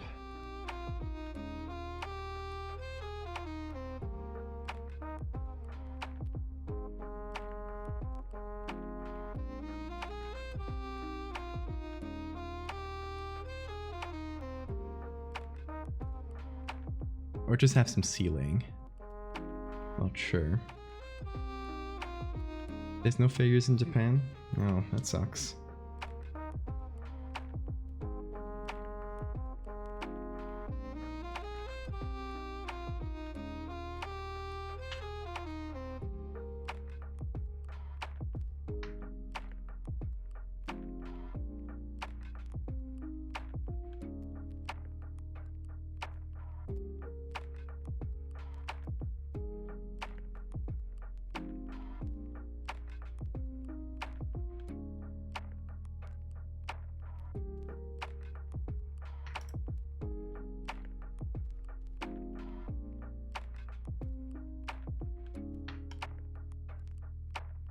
We could do something like this.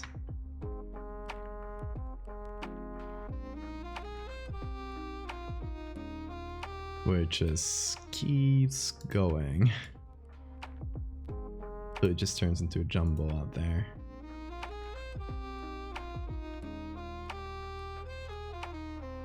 We do that?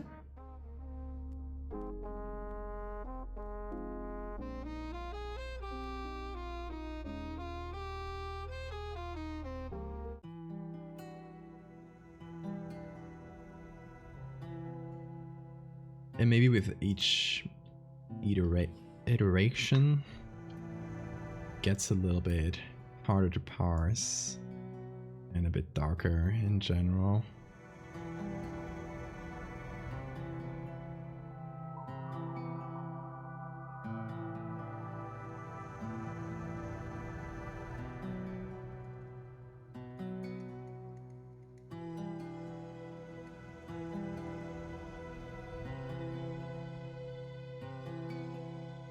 Like, okay, maybe this part is...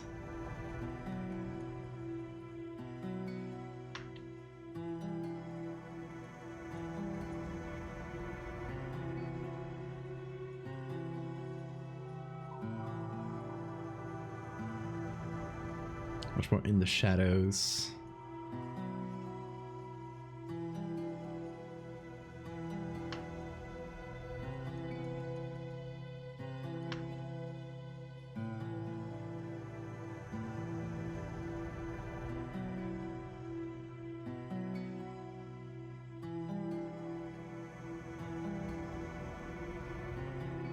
Yeah, Backrooms is a big inspiration for this.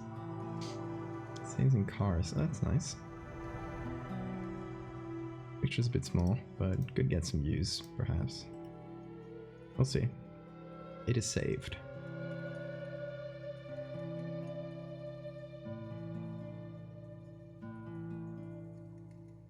Okay, let me do a simple thing for now, where it's just black and...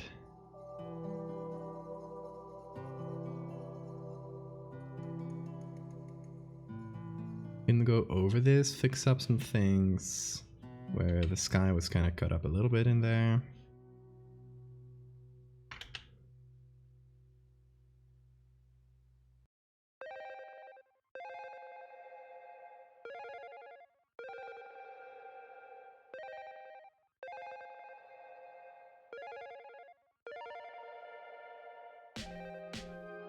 There we go.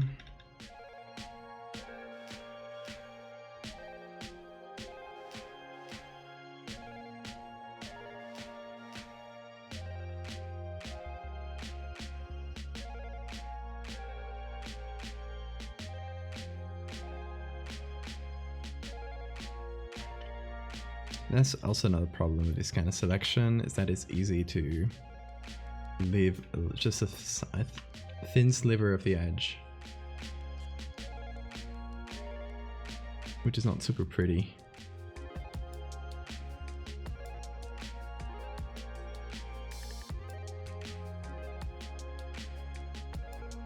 Especially if the edge is very bright, like this sky.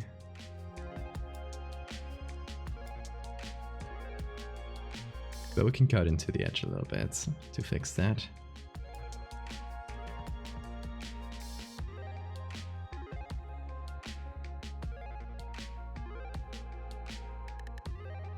And I'm thinking, oh,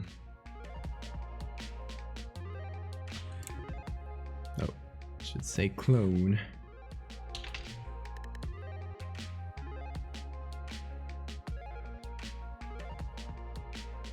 Okay, what's your favorite architectural horror thing? Because the back rooms, everyone's talking about the back rooms. Like, there's way more than that.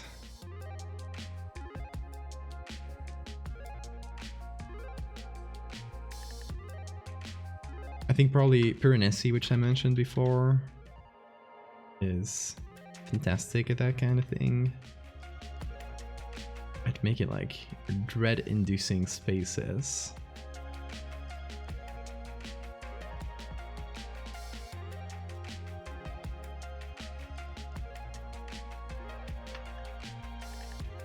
Also, like I talked before, the original idea of the back rooms, like the very simple idea of this infinite space, which you basically get lost in forever.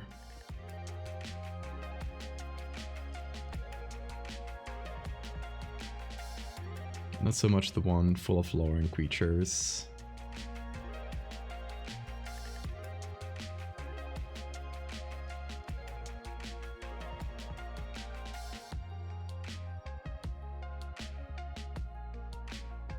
Sentient parking lot SCP. Yeah, nonsensical stuff is great.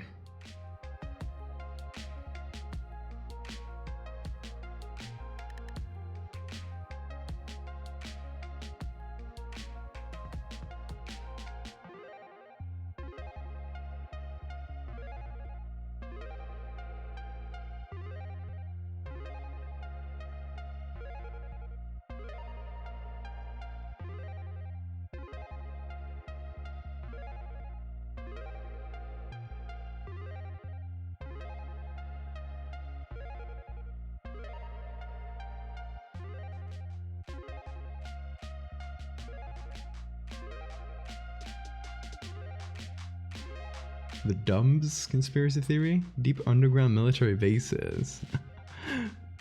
That's a terrible acronym.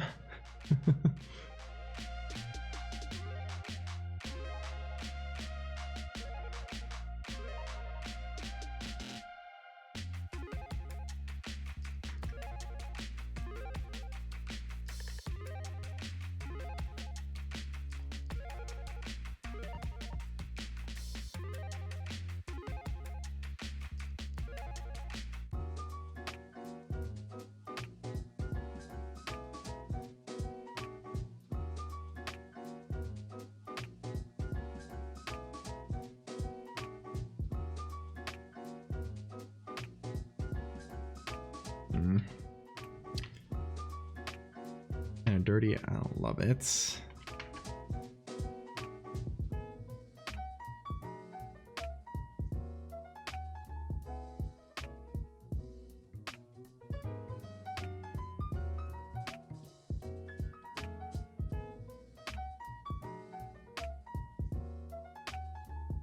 So what I'm doing here is removing all the strong lighting that we had.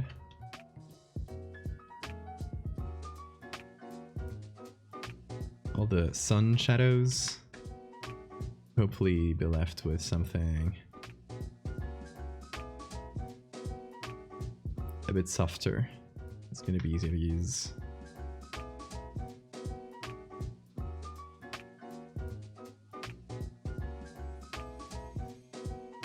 Flat, or planet, for the follow.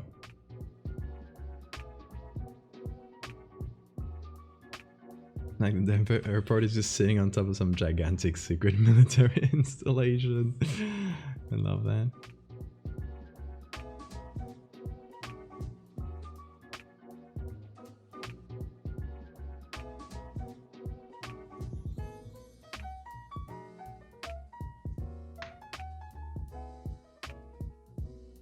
I would love to visit the military base under the airport that nobody ever noticed. You know, if you were to build a super secret base, who in their right mind will build it right under an airport? Like nobody's gonna notice, like military personnel.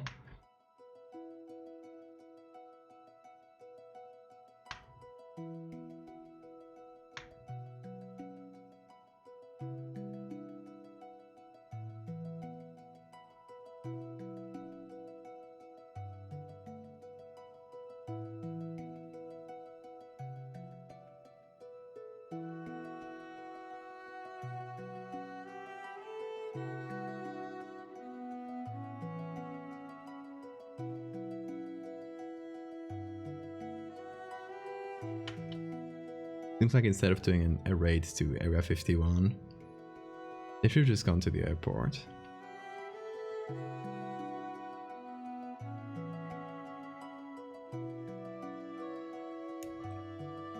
The Nightmare Horse statue? I don't think so at least.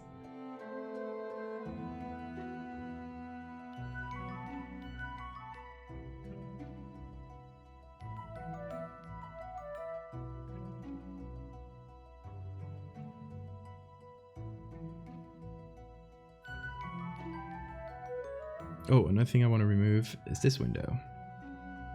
Too windowy.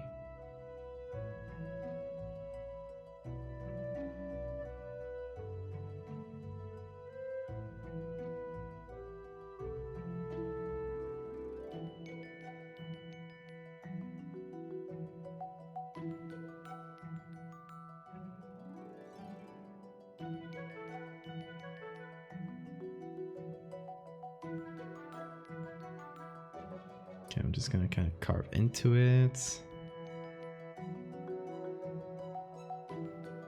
And then we remove all the repeated textures. Lucifer sculpture. Let's see. Oh, here. Wait, is the lit up eye real? Like, does it actually light up? Or is that some edits? Amazing. The blue Mustang. Yes? A gilded sculpture. I love it.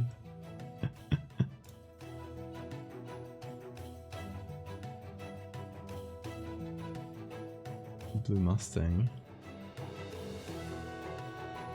Cast fiberglass sculpture of a Mustang. In the Denver airport, of course. For having killed its creator. When a section of it fell. Oh no! The hell horse.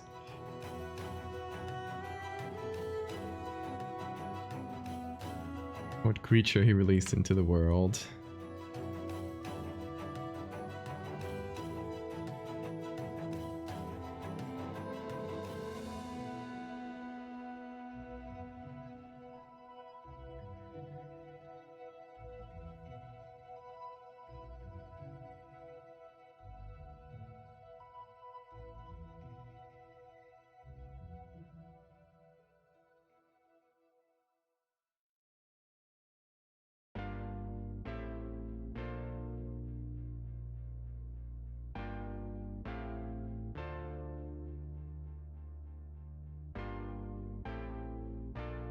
Like 1 street of different suburban houses that don't fit in together.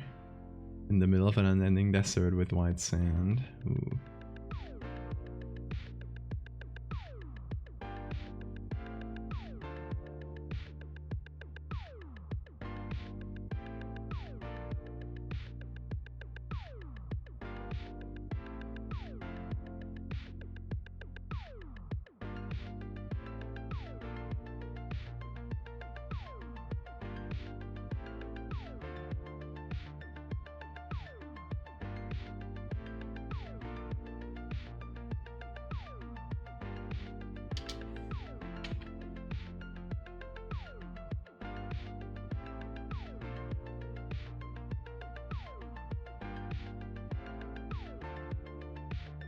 Okay, nice. So now I think we've removed all the extraneous things I didn't want.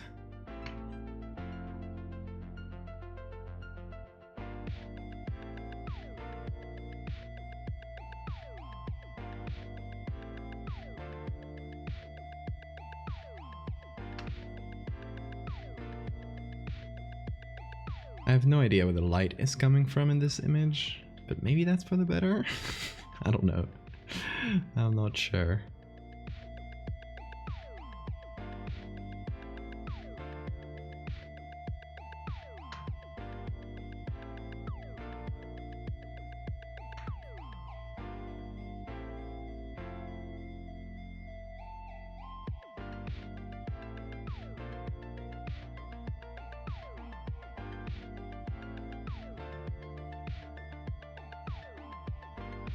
Military base at Mount Raider. Sounds cool.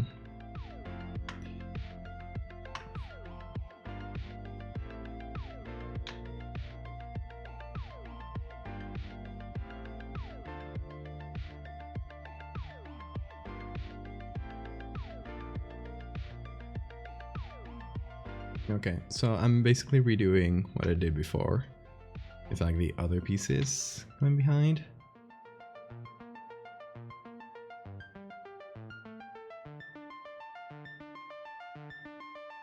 To hopefully fill in every bit of sky.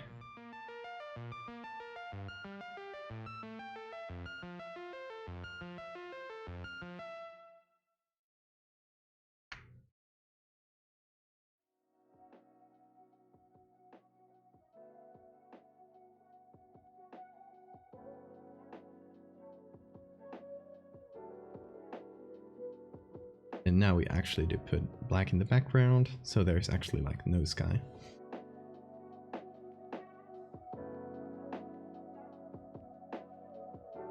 The statue has been noted for its prominent veins, scrotum, and anus.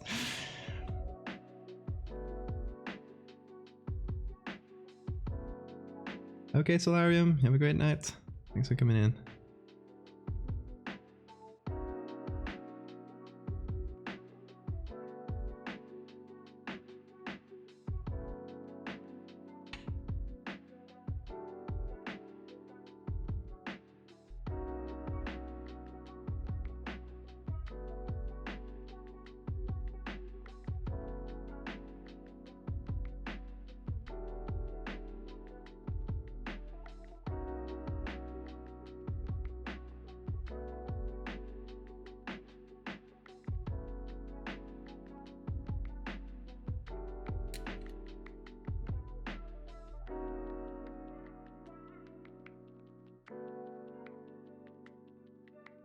So I don't know exactly where this is gonna fit within our story, but we'll definitely find a place for it.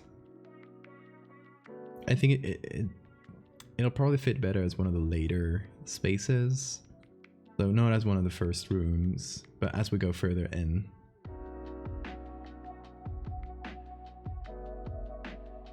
So it just kind of devolves into stuff like this.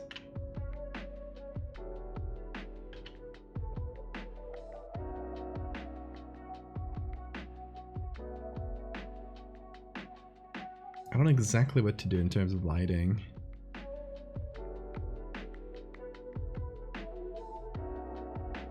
I feel like maybe we should have some kind of fluorescent lights at some points throughout. Let me get one of the pictures we downloaded before.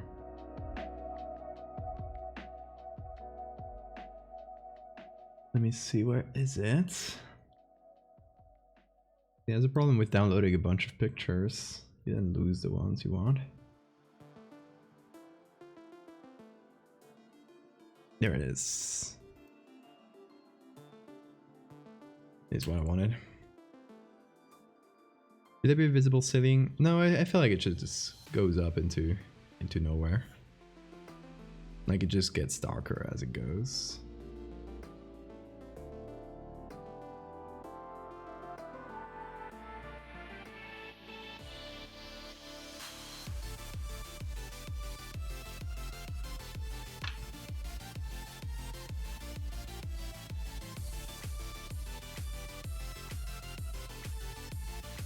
There we go. Small adjustment there.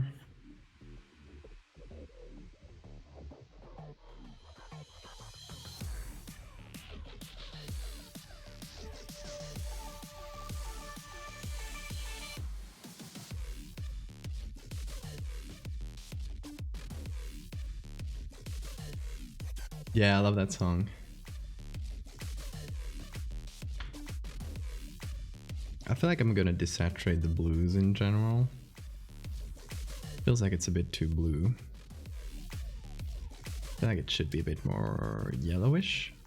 Hold on, this color lookup. That's... Well, I forgot I gotta get my old color lookups in here. Drop blues.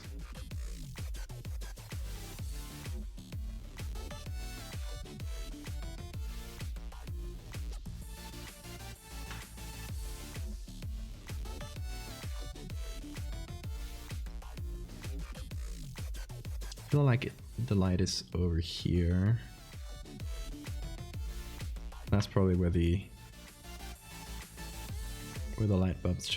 light bulbs should be.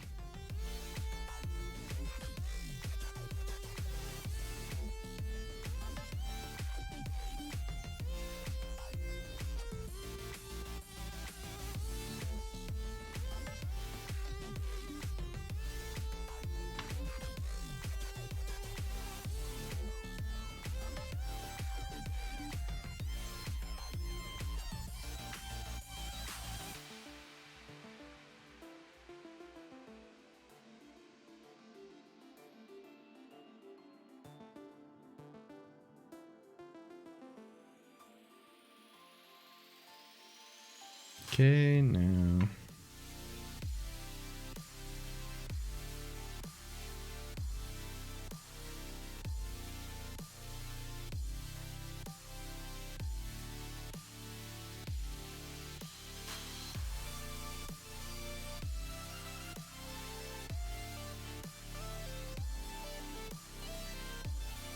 Now it needs to be a bit brighter again.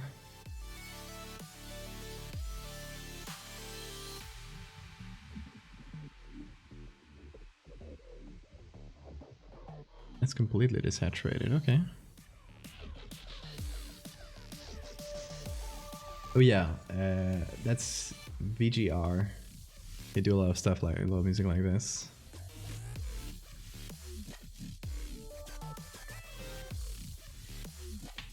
They do some cool stuff. Hold on, what if I put it on luminosity? That'll work.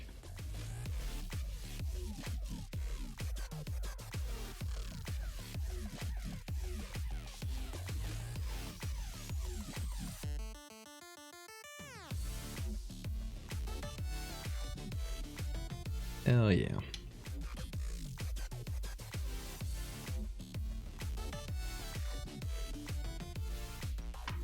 Okay, so now I can put more like this.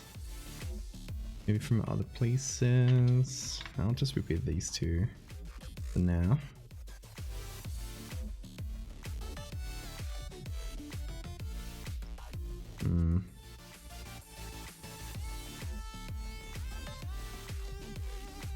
No, that won't do.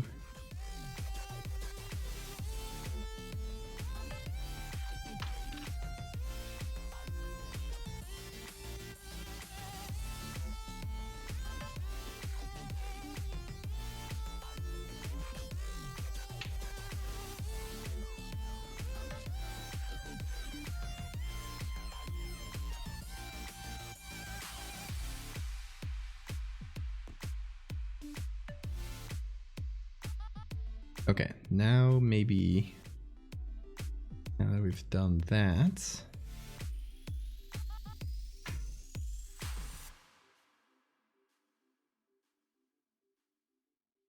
we can darken the space a little.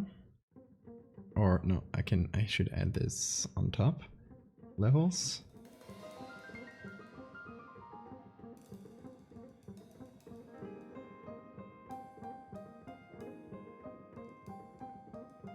And now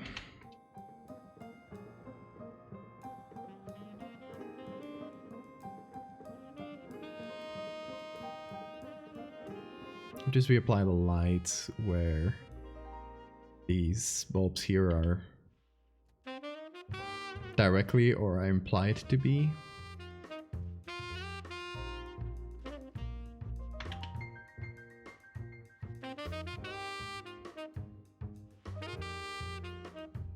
Okay, put another one here.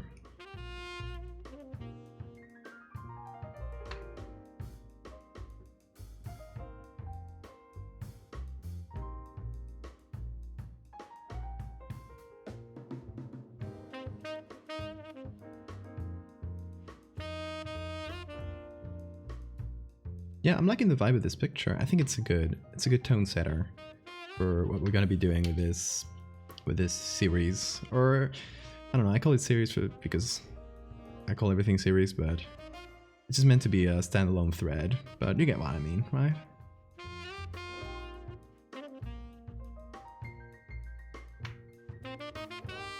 You know what I'm saying.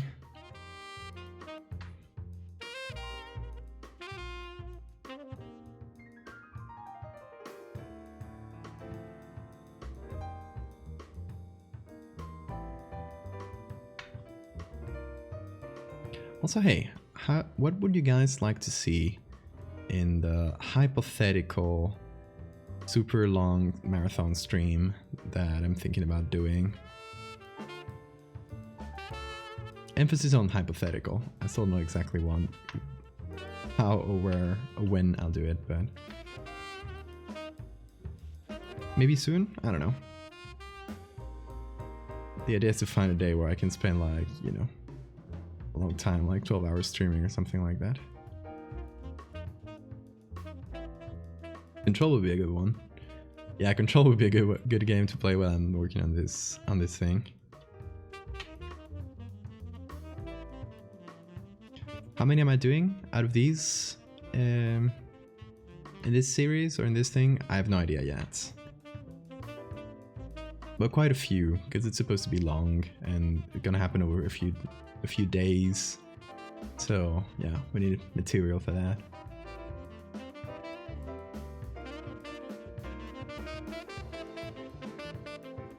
Also, Varner, thank you for joining the Patreon. I just saw it before. During the break, I took the phone and saw that. So thank you.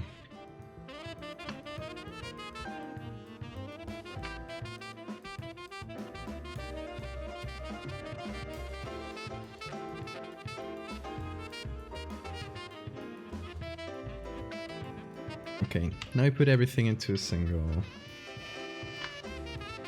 layer and we increase the vibe.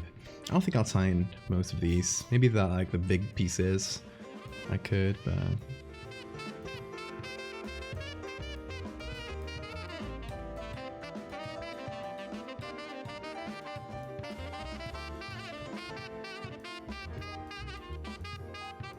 oh man, this makes it look grimy as hell.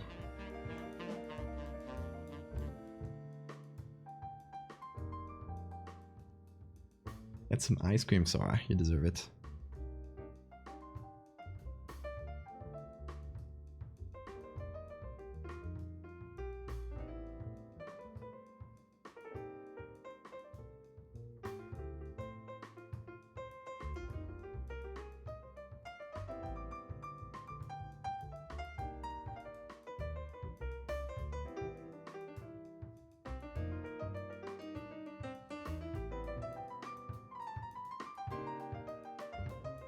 Yeah, physical rewards are great for that.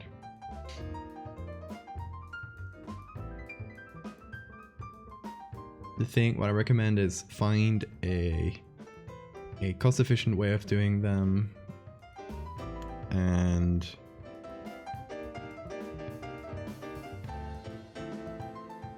yeah, just find a way that it'll be comfortable to do like every month.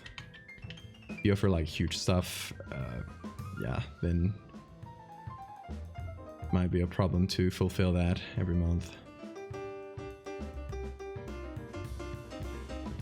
What I do is postcards, and it works great. I just adapt the edits I have into a postcard.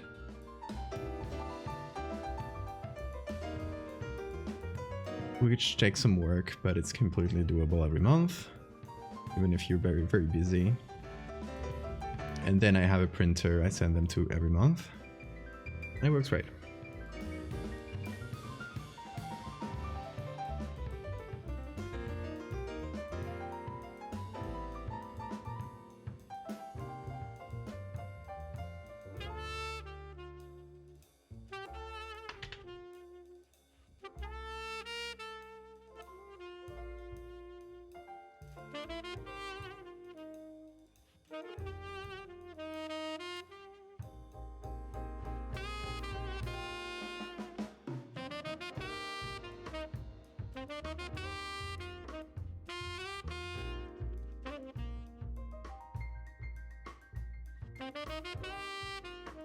Okay, let's see. Maybe a soft light layer. Action and videos on VHS tapes. That's cool.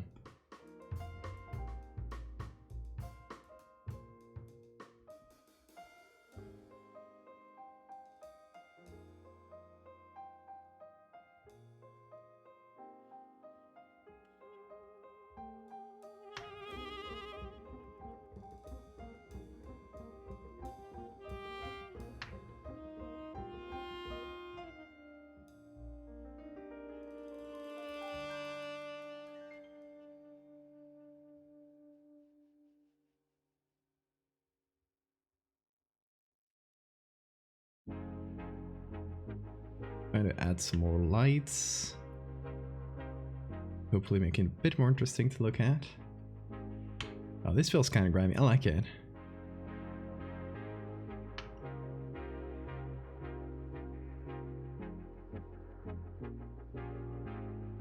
Also kind of like dark and oppressive. I think it'll do very nicely.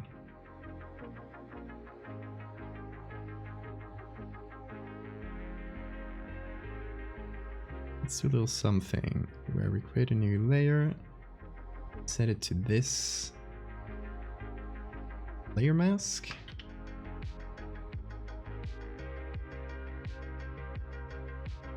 Then we can just edit the back part a bit better.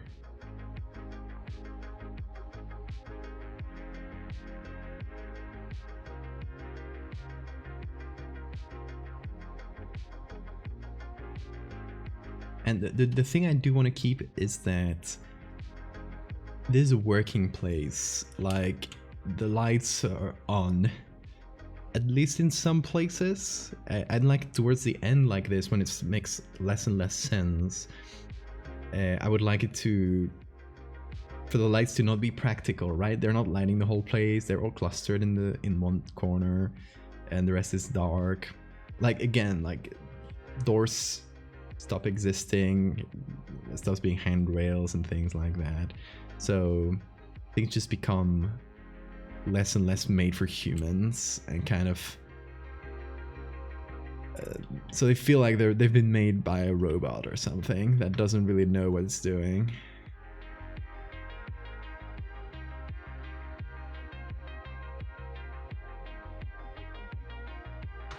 But yeah, I think that'll be our first image, and I'll call that... I still don't have a title for this, by the way. What would be a good title for this series? Because I'm keep calling it like architectural horror, which is more of a genre or something, or subgenre or something like that, or a term I made up. I don't know.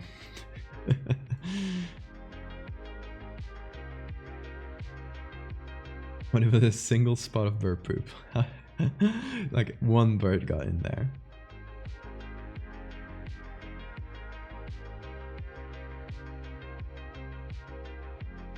One of those dreams where you feel like you're being followed and then suddenly you have no ability to run. That's stressful. Asher's nightmares. Something procedurally created.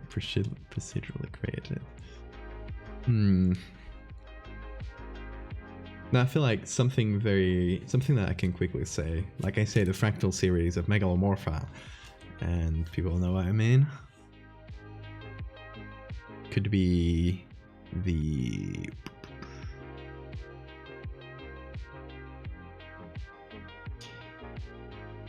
something thread. I'm thinking of what's a name for something for like a huge type of building, like thinking like necropolis or something. Polis. It's not necropolis, but macropolis. I don't know if that's a word, but it sounds cool.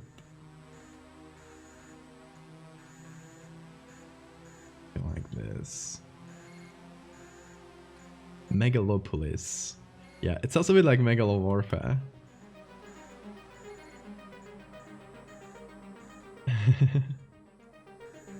Polis is Greek for city, yeah.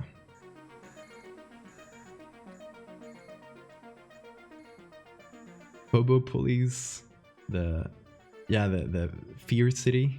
I like that.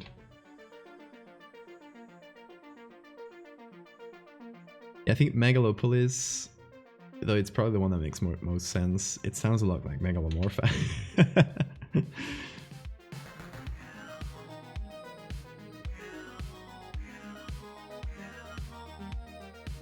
Or maybe we could use a word that I could use during the thread. Kind of like a funny name I gave it, and as I was realizing, oh, there's like an actual big place, and then I start using it for real, right? Like, oh, I'm going back to explore the X.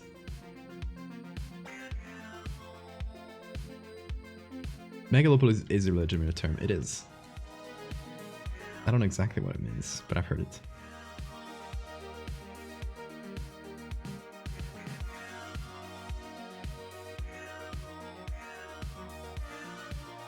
So something more in simple English that I could use within the thread. Oh, I'm going back to X.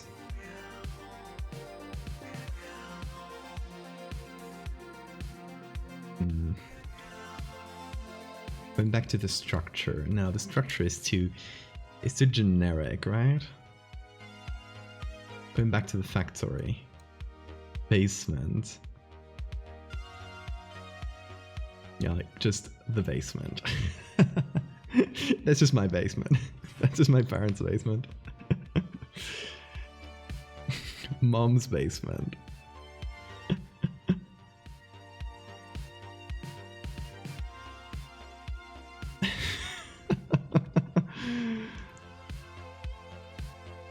No, I'm feeling. If we go for a Greek name, it's probably Necropolis.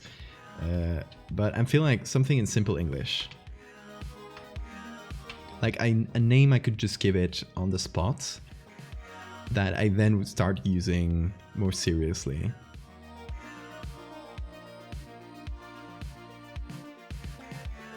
Because if I go for a fancy Greek name, it feels like too prepared.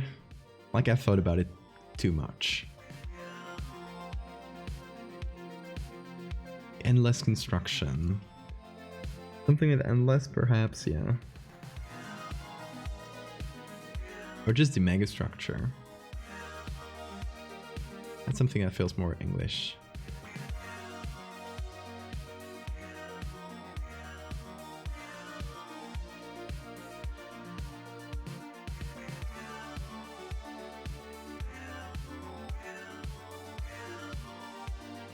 Or the structure.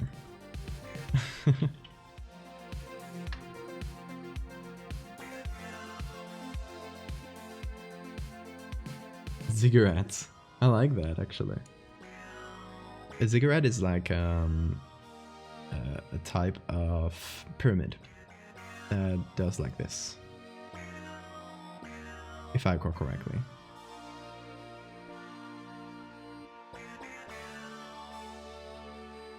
I think it's like Babylonian or something like that, the name.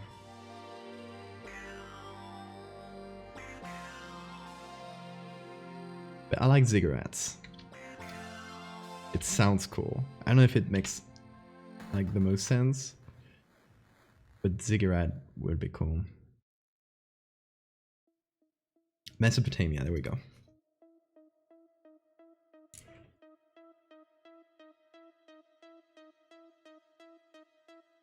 The place.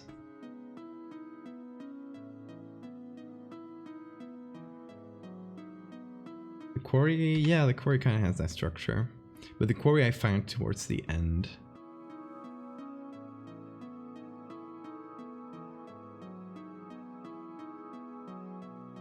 And this would be a name I gave it like right at the beginning when I start exploring it.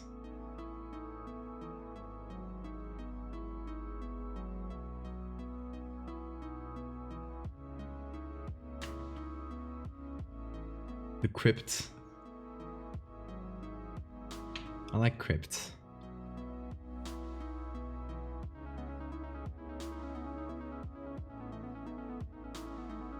Okay, how about we take ziggurat and then kind of justify it within the text?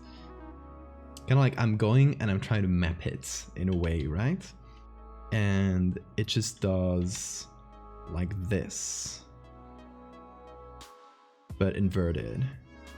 So I theorize that it's some sort of structure that does this. And this is an inverted ziggurat. So I start here and then it suddenly does like a huge drop down with some stairs. Then eventually does that again. So I'm trying to map that structure. That would be cool actually, doing some hand-drawn maps. I'm just trying to make sense of it. So I have a piece of paper and I'll just draw this myself, right? And then take a picture of it. But it's just like hand drawn and there's like places that are crossed out, like no, this doesn't make sense. Or how are there two rooms that are supposed to be in the same place depending on, but the room is different depending on which corridor you is to do this. So it's one above the other, like how does it make sense? These kinds of quandaries.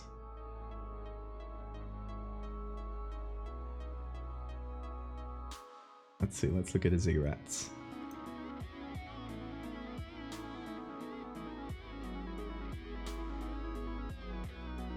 Yeah, right, that's like the structure of the ziggurats. Some kind of... oh, that's very small.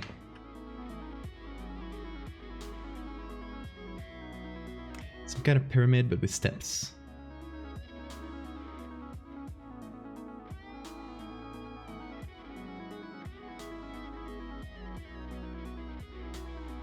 So if we look at, hold on, let's look at more architectural.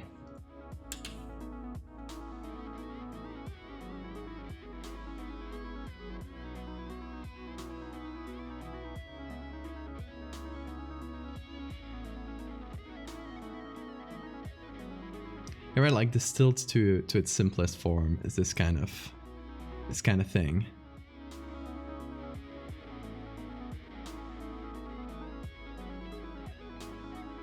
A pyramid with extra steps.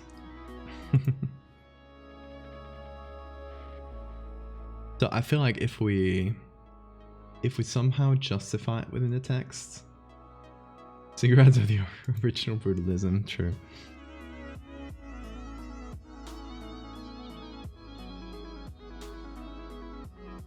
So if we explain at some point that it seems to be doing steps like this, and that could be how I get lost, right? Maybe I think that I'm gonna do this and eventually it's gonna go up and I'm gonna be able to get out somewhere different. So I'm trying to explore it that way. But when I get there, I realize it just keeps going down and I get lost. and eventually have to find my way through a different path out, that just leaves me in a completely different place. Giving some new use to the quote bots, thank you.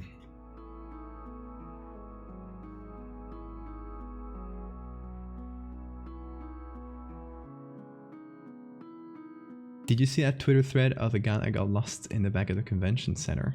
I don't think I have. That sounds interesting. Link. If you can find it, give me a link. Is it this kind of vibe of like impossible architecture? Oh god, so here's a story. So for now, let's go with ziggurats. Working name. That's gonna be what we go for. It's with 2 G's. Yeah, ziggurats, 2 G's.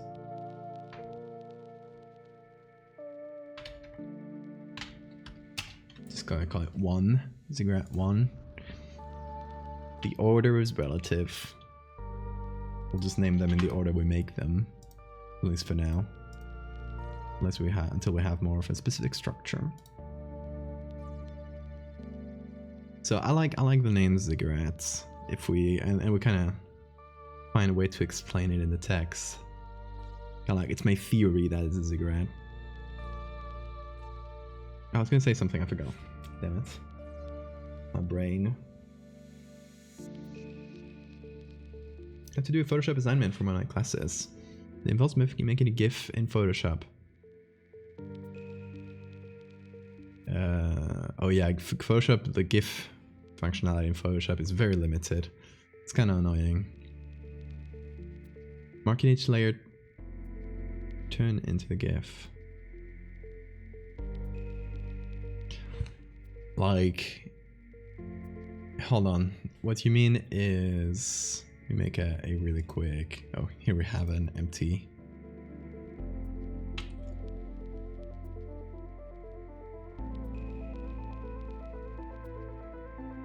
Here we have a layer, and I'm just gonna go to workspace, motion. Are you going with timeline or the frame animation? I think maybe with the timeline you can get something better. Frame animations are quite limited. So we go to layer 2 here, and you make 2. So here in the beginning of the GIF, you get the, I think, position. You put a keyframe. You put another keyframe at the end.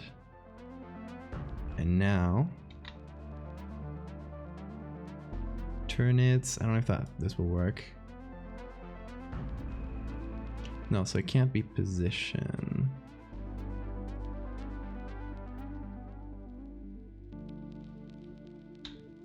I think that's just like the movement. Yeah. I don't know exactly how we turn it. Like if you move it, that works. But I don't know if a transformation could work. Layer style here won't do. So I don't know. I'm afraid I'm not super. I don't know a lot about the whole motion part of Photoshop, unfortunately. Red was deleted. Oh no. I hope there's an archived version.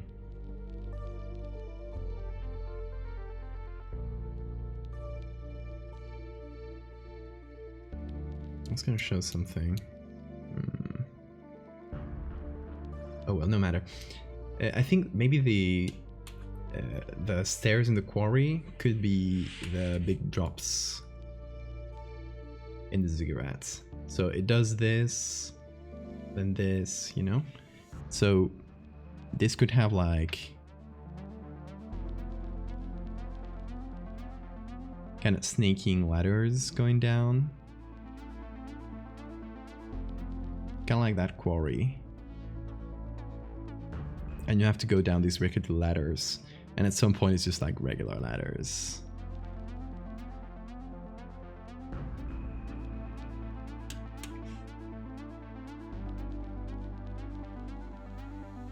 Text is there, but the actual Twitter links are dead. Oh, that's annoying. I hope someone archived a version. Have you tried going through to the original tweets and trying the Wayback Machine? See if someone got it. That'll be cool.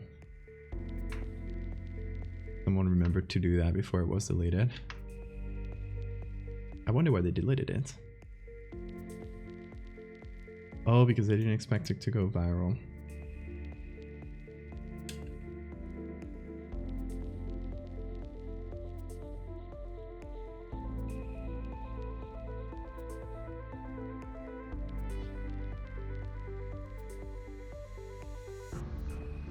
That's sad.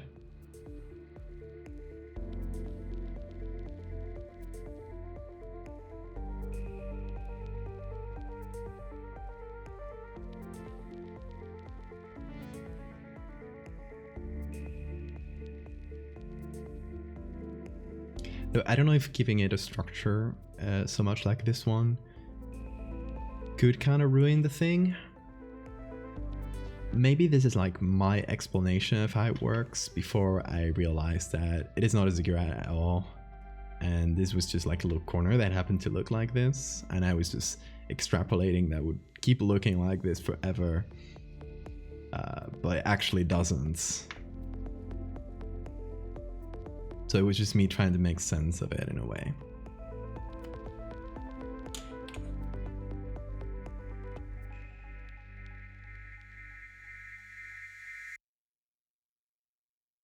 Screenshots. Oh, nice.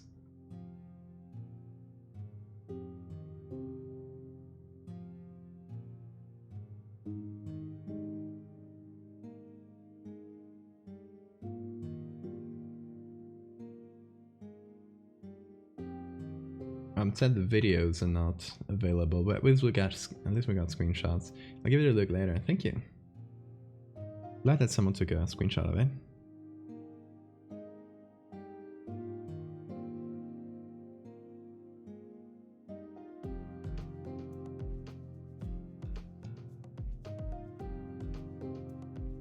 Okay, so for now we've figured out a name for it, a working name at least.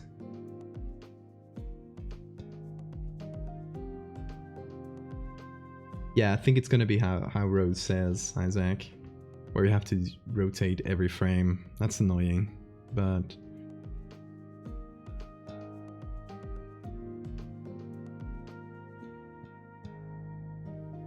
it's gonna have to be like that, I'm afraid.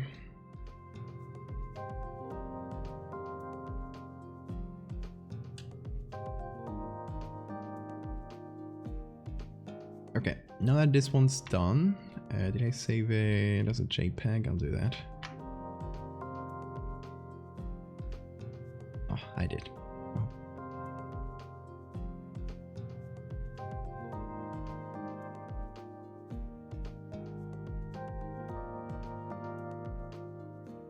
Let's see now, let's work on something different.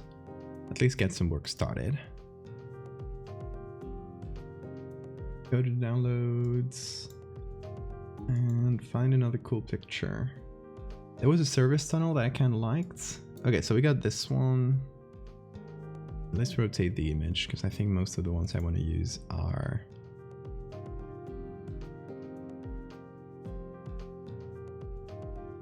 horizontal like this.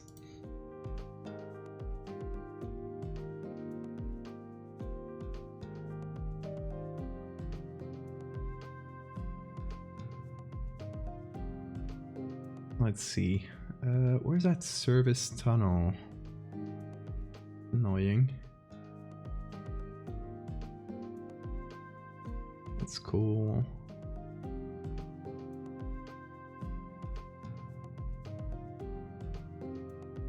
Keep losing the pictures I want to use. Oh, there it is. Okay, so it's not really a service tunnel, it's more of a train tunnel. There's someone there. No, apparently it doesn't tween the frames if you rotate, Barner. Or at least I'm on a quick try at it right now.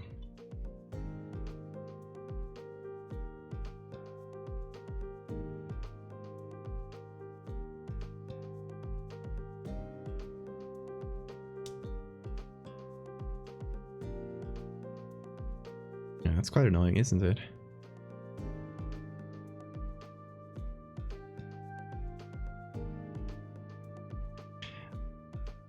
I wonder why this picture is kind of blurred here. Maybe there's something right above the frame.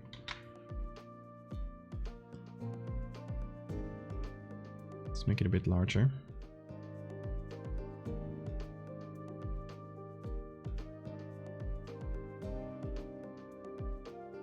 What if we combine these two somehow? They're from the same place, actually. Well, for the same person, at least.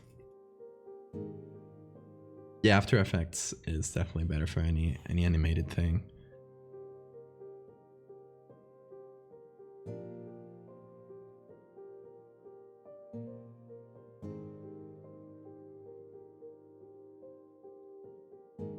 Maybe kind of goes up to this corner, then transitions into this.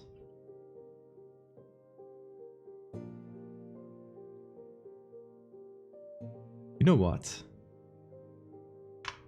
It is literally the same tubes. Look at this here, the little corner is this one. And this little part is this one.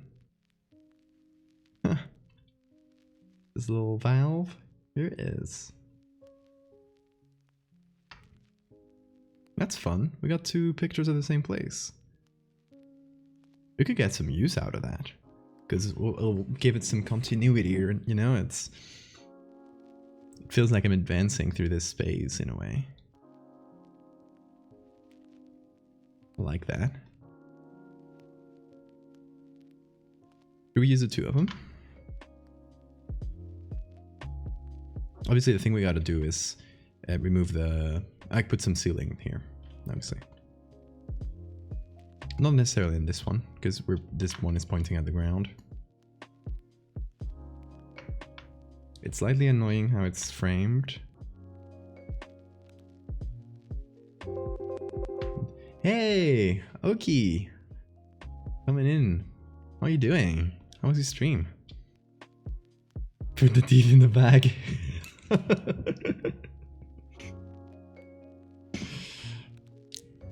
Please spare me.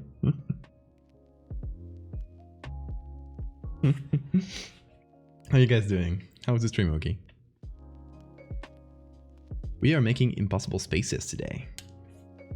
So if you guys don't know me, hi, I'm Val, I'm Oki's friend, and we are currently, well, what I do is horror in Photoshop. So I've smashed pictures together and try to make horror out of that. What we're working on today is a piece of architectural horror. So I'm calling this, tentatively calling it Ziggurats, because it's just a cool name for the structure. And the story is that it's going to happen kind of as a live thread on Twitter, where I'm explaining this as it happens to me personally. And the story starts with me finding a strange door in my parents' house. So it's a door that's always been there, but it doesn't open. Nobody's ever bothered to open it. They figure that it's probably like a leftover and the wall behind it's closed anyway, so they haven't bothered to. So I decide I'm going to try to open it. So I get some tools out, I break it open, and what's behind? A corridor. Kind of like a service corridor made of concrete with some tubes and cables going through it. I figured it's something from like municipal water, electricity, etc. I figured like, what's this? I'm gonna explore. So I go down that corridor, I open to a different room. It's kind of a weird room. I don't know exactly what's going on, but I keep going down and down and down, and the structure just keeps going and going extremely deep and larger and larger and larger into this essentially like senseless megastructure that doesn't appear to have been built for humans. but kind of industrial with like cogs and wheels and concrete and tubes and that kind of vibe. So that's the idea. And we've done this picture kind of, it's going to be somewhere down the line, probably towards the end because it's very senseless. It's going to go like, as we go deeper, it's going to get more and more senseless. But, so this one's probably going to be towards the end, but it's kind of a proof of concept of what I want to do.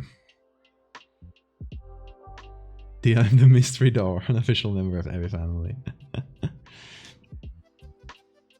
So that's what we've done so far. We've gathered a lot of pictures, chatted a lot, figured out the name for the thing, which I figured was a cigarettes, because it's, at least my theory at the beginning, it's going to be that it keeps going down, because it's going to have like stairs, like huge,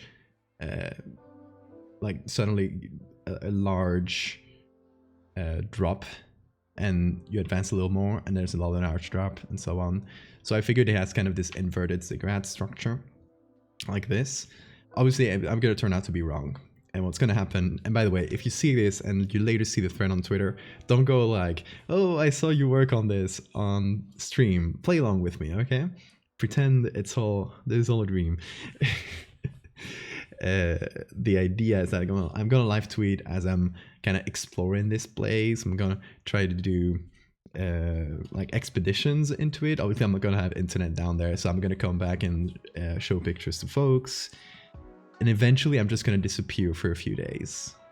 I completely disappear from the internet and nobody's gonna know what's happening, and I'm gonna reappear like days later from in the middle of the forest. Like I found a way out, but it was a different one. That's the idea. But it's gonna have a live component to it. I want absolutely everybody to play along, okay?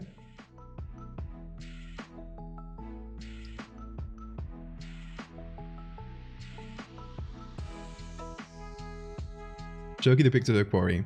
Yes, okay, so the moment I go out, it's gonna look like this quarry. It's a place I visited in Menorca last, what was it? October. And it's this quarry that's kind of in the middle of nowhere, and it has more modern places like this, like machine cut place, but suddenly it's a quarry that's been used for hundreds of years.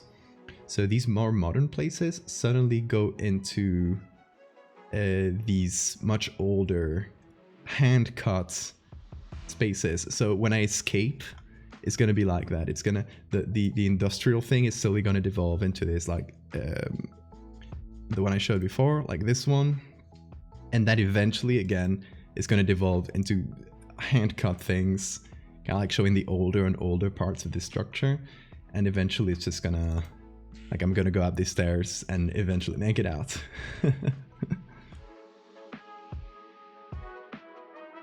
It's a very cool place, that quarry. I have quite a few pictures of it. The spaces, so when you're up there and you see that space from above, it's very, very cool. It's huge. It's mind-blowing. And all the, what you can see on the edges here is like whenever the machine that was cutting the rocks got to the end, it did its notches on the wall. So they don't align perfectly because it's just a machine going down that path.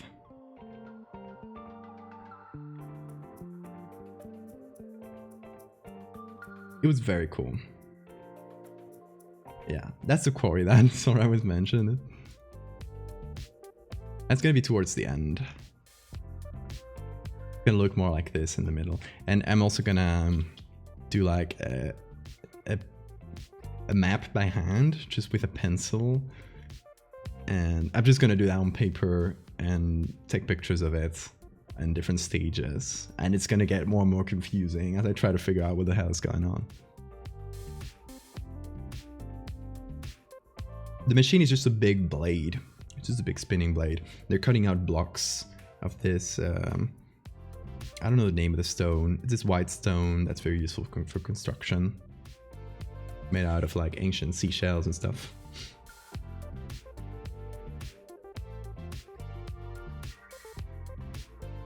No, because the picture is going to be edited. It has to look interior. And they can call me out. It's fine. But like at the point where they discover the ruse, there's no point in finding that. So okay, what we're currently working on is limestone. Yeah.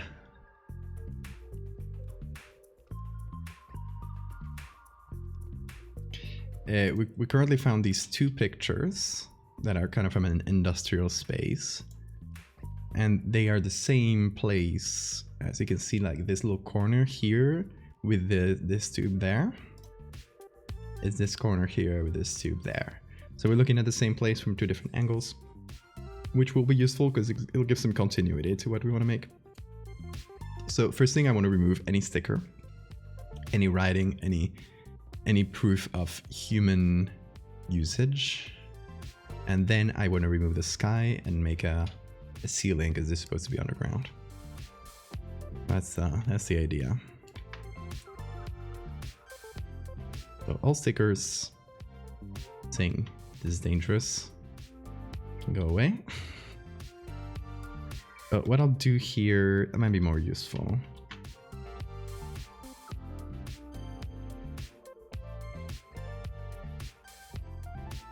I'll do no edits, content to our fill.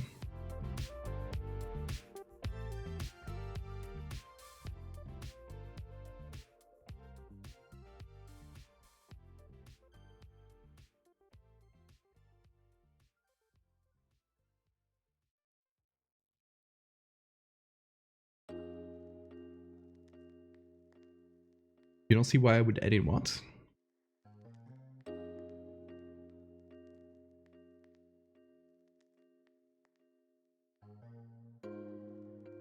And like sample places for the stone here.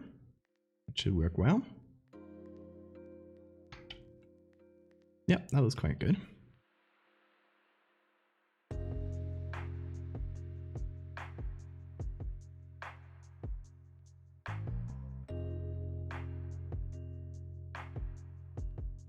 Why I would edit the stone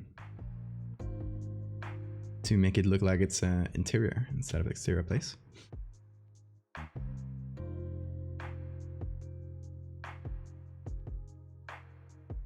No, I wouldn't edit the textures on the stone itself, if that's what you mean. I like those.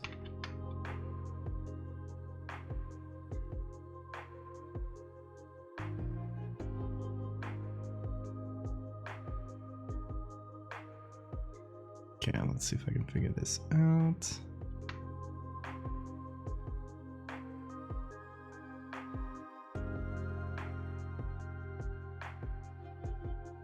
Okay, any other stickers? Oh, this. It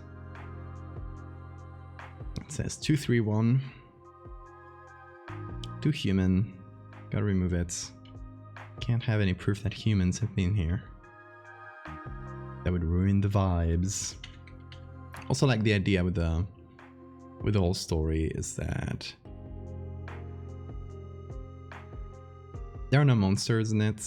It's just the monster is the space. The monster is the architecture, which is dangerous in and of itself. There is going to be like, you know, the implication that something might be there.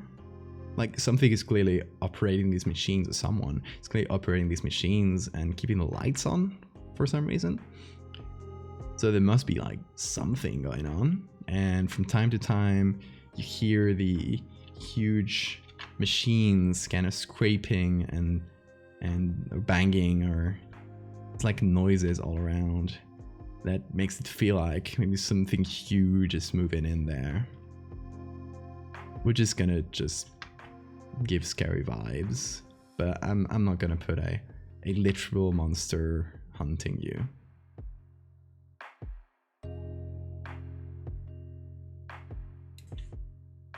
Are they organically generated? Who knows, perhaps. I feel like my idea is that it starts out more regular, and maybe in my brain, I'm like never gonna say that explicitly, I think, but in my brain, a machine was tasked with building this industrial thing and then just went too far and kept building and kept building. And as it went, it made less and less sense. That's kind of, it's never gonna be said explicitly, I think, because that would ruin the mystery, I feel. But that's like the vibe.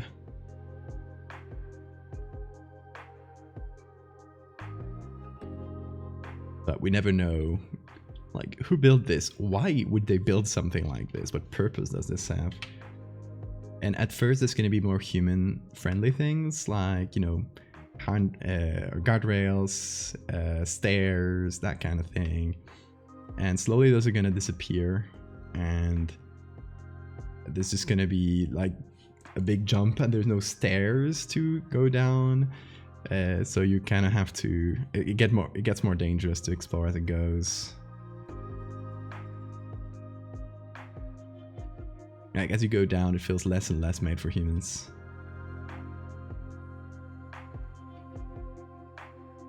Okay, Hammy, thanks for coming in. Have a good night. Okay, no writing here. Oh, found this.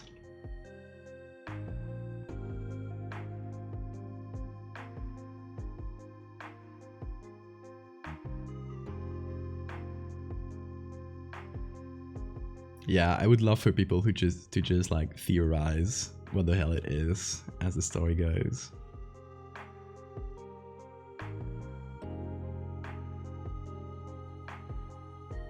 Okay, I think that's all the human-looking things. Anything on the... Hey, Jonan, thank you so much for the raid. How was the stream, guys? Welcome, welcome. Okay, so I just had a raid. So I was just explaining what's going on here. This is a little writing project that's going to happen very... I'm starting to work on it, so it's going to happen in a while. But this is going to be a Twitter thread, kind of written as if it was like live tweets, as if it was live tweets.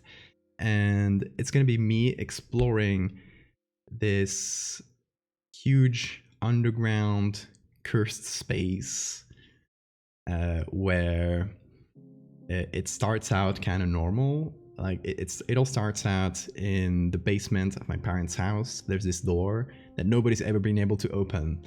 So I'm gonna like go in with tools and finally like pry it open, and there's a corridor down there. And after the corridor, there's another room that's quite big. Like this is just on the ground, and it's just this huge room. So you keep going down and down and down, and it keeps getting bigger and bigger and more senseless. And it's kind of, you know, architectural horror. The horror is in the space itself, in the building. So welcome everybody. That's the vibes we're going for. And exactly, you are all now complicit in my scheme. If you see this, whenever you see this, by the way, follow me on Twitter if you're new and you want to see like cool, creepy photoshops. There you go, my Twitter on the first link there. So you see this when it comes out. You are complicit in my scheme. So if you see this, don't say like, oh, I was in that stream when you made it. Play along with me, okay? I'm stuck in this place and you don't know if I'll be able to get out.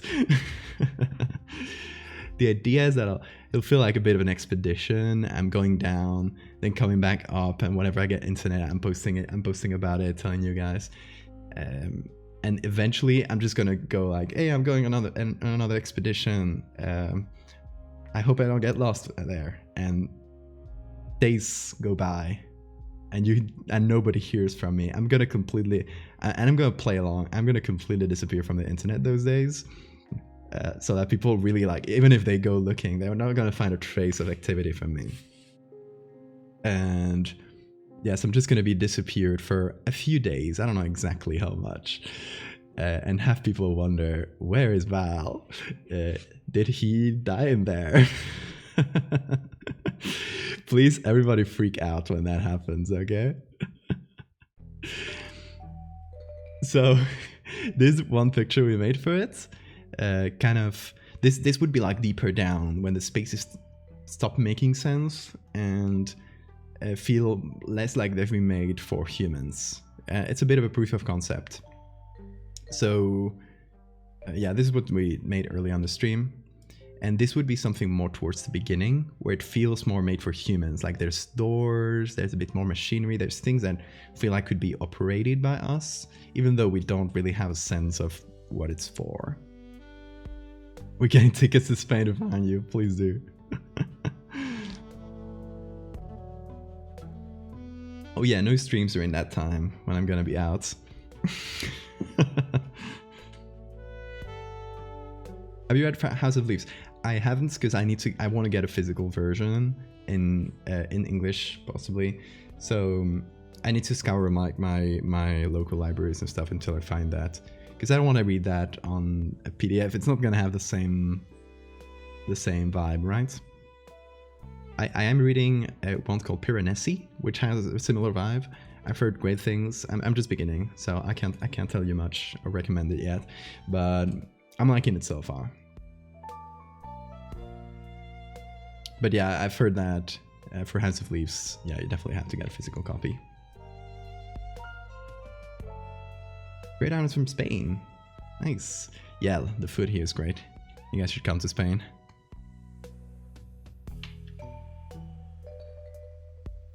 Especially northern Spain. Like everybody goes to southern Spain. Don't fall for the trick. Go to the north of Spain. Not as many tourists. Great food, great vibes.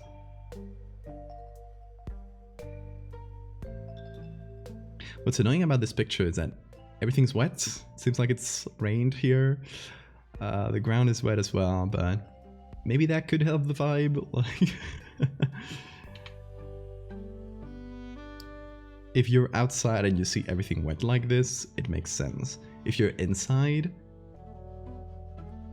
then it's a bit creepy, isn't it? Okay, Oki, thanks again for the raid. You have a great night.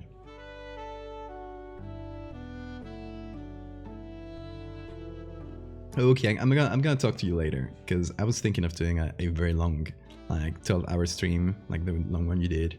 So I'm gonna ask for tips. But later, don't worry. Okay, and the next thing, obviously this is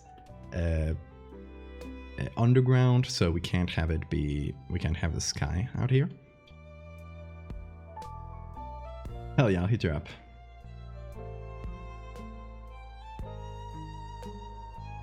So I think what I'll do is cut it at this point, maybe.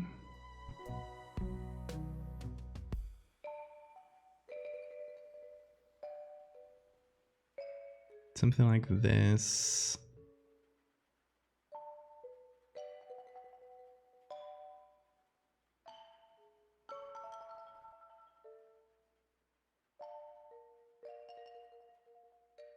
Okay, and now, hey, Big Red Bard, thank you for the sub. Really appreciate that. Welcome to the Ziggurats. You're not stuck with me. Everyone who subs today is stuck with me in the Ziggurats. With no way of getting out.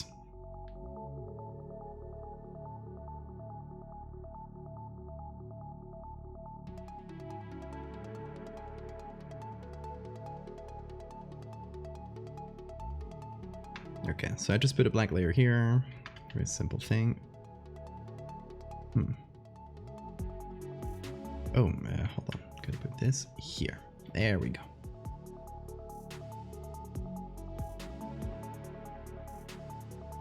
Marina said she's down to give you ideas for the structure. Oh, nice. Talk to her.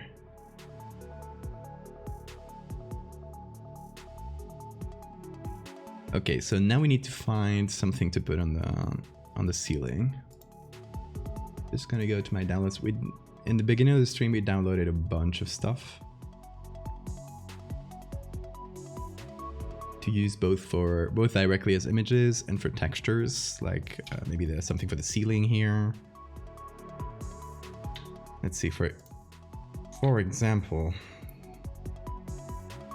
this here. I don't know if it would match the angle actually. Nope.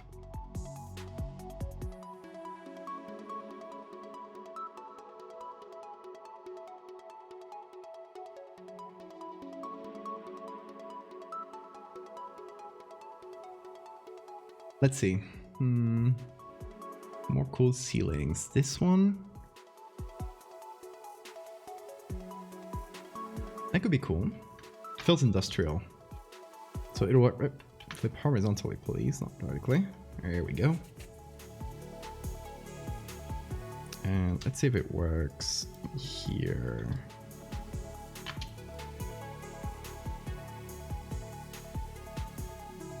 Not exactly.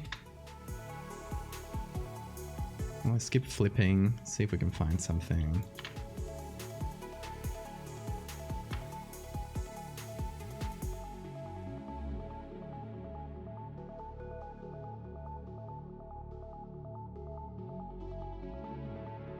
Maybe this.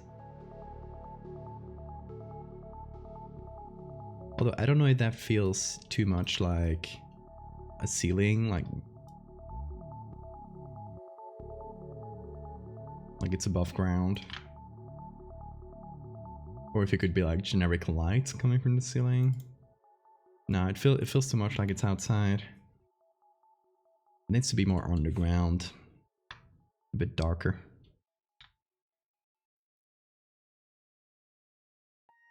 So this might be our best bets.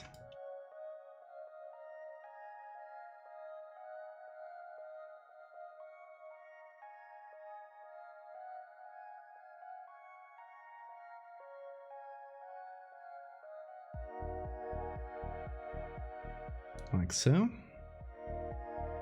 Now we remove the saturation.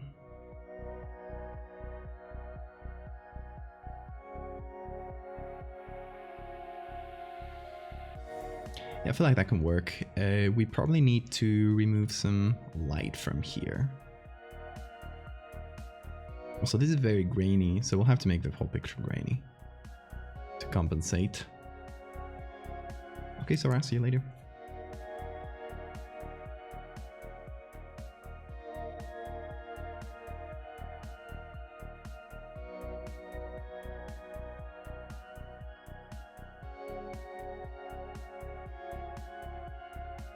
Okay, so let's darken this a little bit.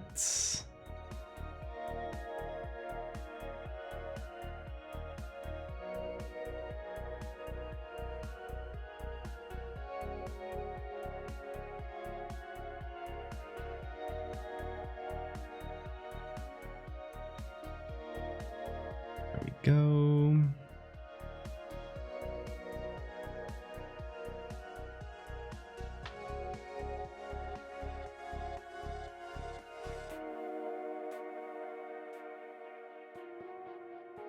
Remove everything that looks clear like a window reflecting. Oh, thank you for the save reminder. I actually haven't saved this one yet. So there's going to be cigarettes. 2. Yeah, the crying emotes. Crying teeth. Crying tooth, sorry.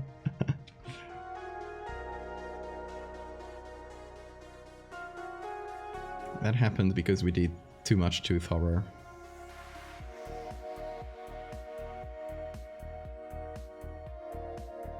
And everyone hates it, so I got its own emote.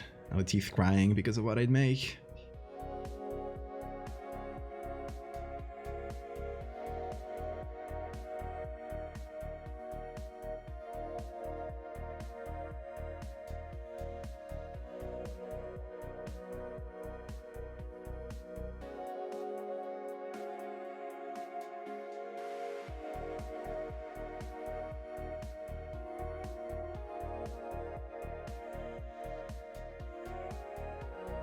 Okay. I'm still not enthused with the ceiling, especially because of how grainy it is, which is unfortunate.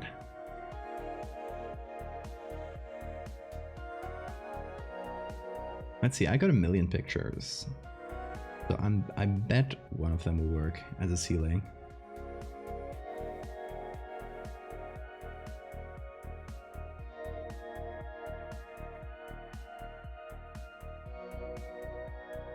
Oh, this one's lovely. I definitely gotta use this one somewhere. Obviously, like the other one, we gotta remove every traces of sky.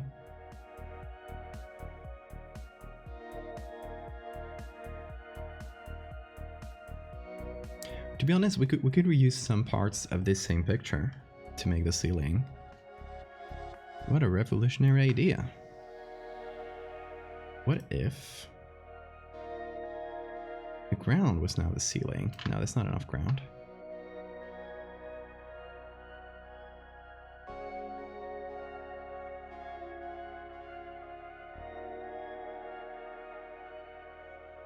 Maybe some of the walls?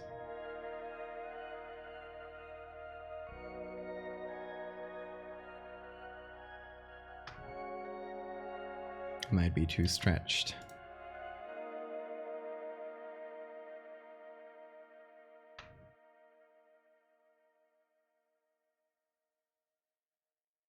Yeah, I'm just always carrying photos to use in my pockets. You never know when you'll need them. This could work. Maybe. I think it's our best bet for now. But there's not enough ceiling. Well, it's kind of a complicated ceiling.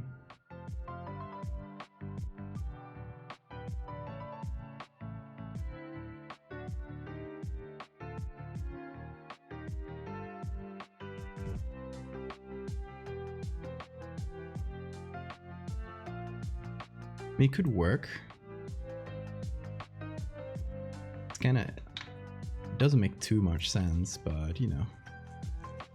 It doesn't have to. This is supposed to be creepy spaces that don't make too much sense. So maybe it is the right vibe.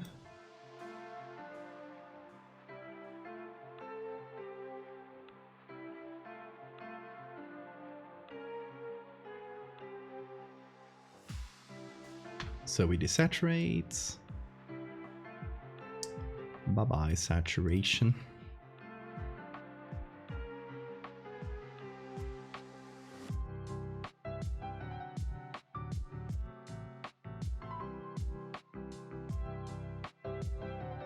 Now we need some lights to make the lighting that we already got make sense. First subscribe, well thank you so much. You have a great night.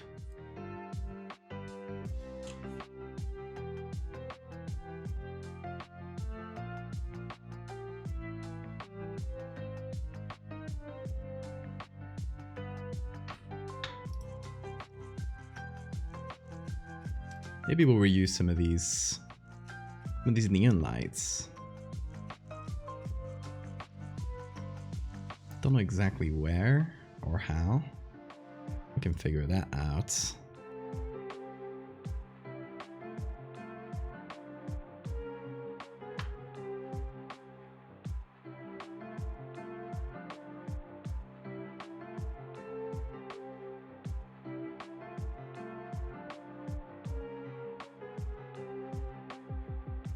Maybe if we make this...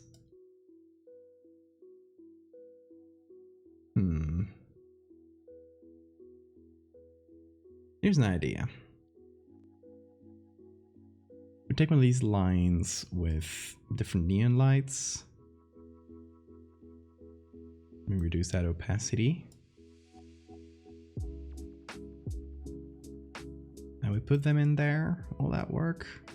Maybe that's too stretched.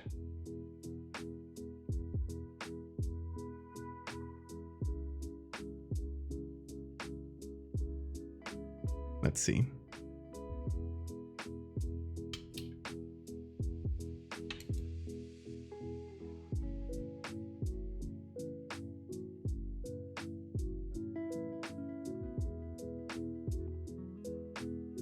Yeah, okay, that could work.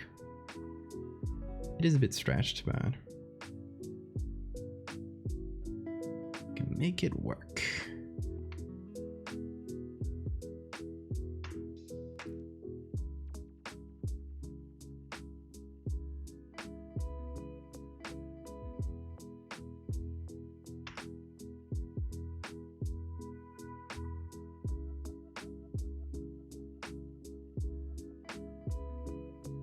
And it should make lights make sense now. Or so I hope, at least.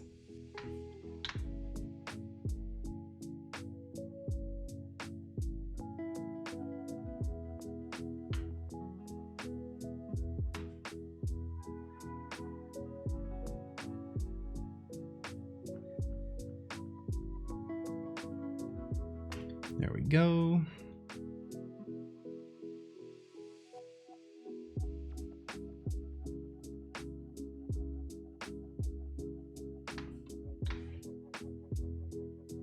And of course, now we'll have to adapt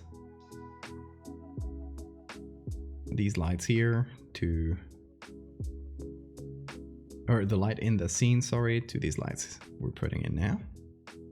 Because I think they're gonna be the only sources of light. Jubert, thank you for the follow. Also, thank you for everybody who followed that I missed. Cultist, Cyborg Hyena, Oris, Pastel VT. I think that's all.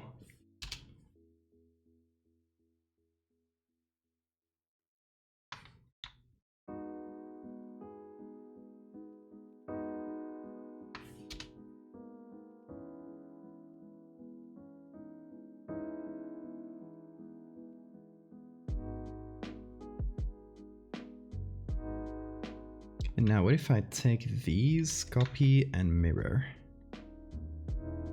Just put them there. So they're even more stretched. God damn it.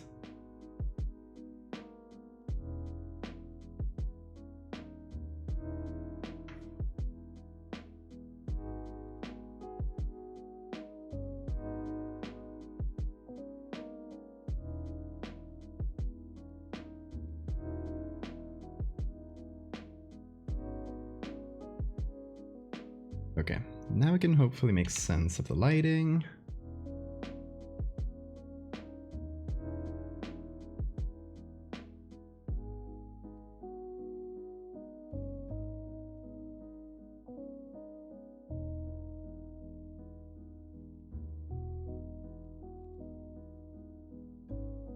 Just a little bit of glare from each of these neon lights to hopefully make them it's like reduce all the stretching we've done, more realistic, hopefully.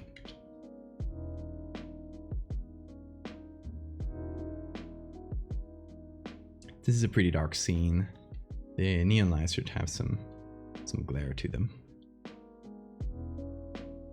No, okay, I can barely see these. They're so stretched. Kind of overdid it, didn't I? Oops.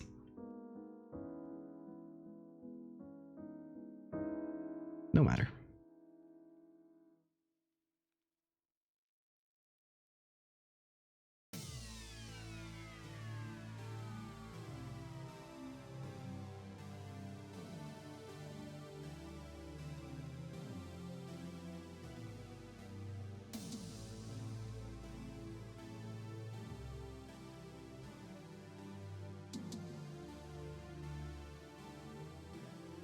Okay, so this is a normal layer, and now we can do a soft light layer. What's that? You don't have any Prime subs left? Jeff Bezos should give us more. He's got enough money.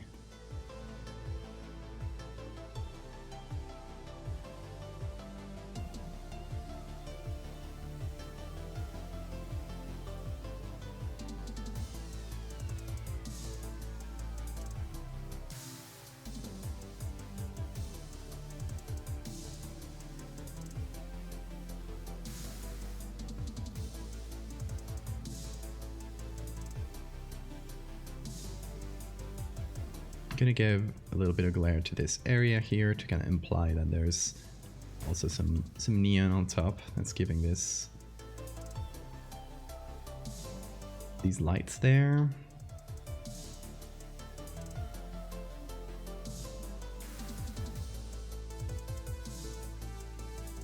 Then we do this, group them up. And what else? Maybe this needs to be darker. Maybe we keep that, to be honest. It's a bit simpler. It feels a bit more claustrophobic, which might be the right vibe to go for.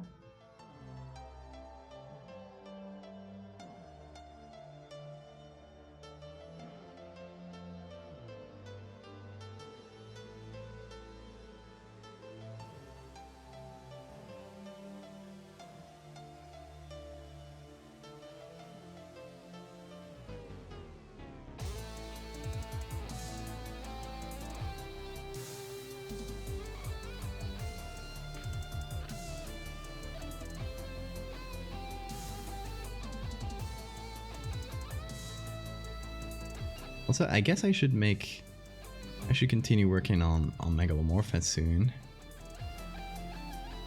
Megalomorpha for the new folks is my main series, and the other day I just posted the latest part of it, which I've been working on for such a long time. It means now I gotta start thinking about what comes next. I already have an idea, but I don't know. I gotta see what kind of pictures I can find. And how realistically I can make it. So I won't say it yet. I won't jinx it. But I really hope it's doable.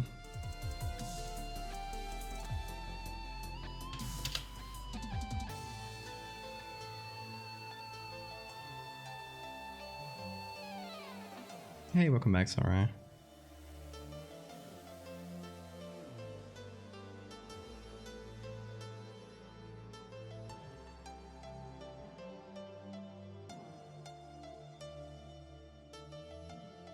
And no simping is allowed here.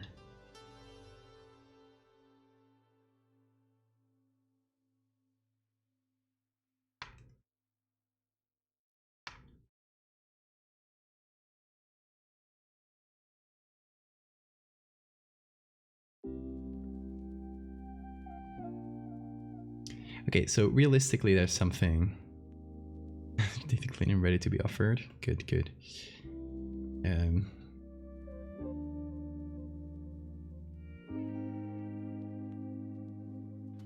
To be realistic here, I would have to change this reflection into several smaller reflections, but that is boring. I don't know. I don't think anybody will notice.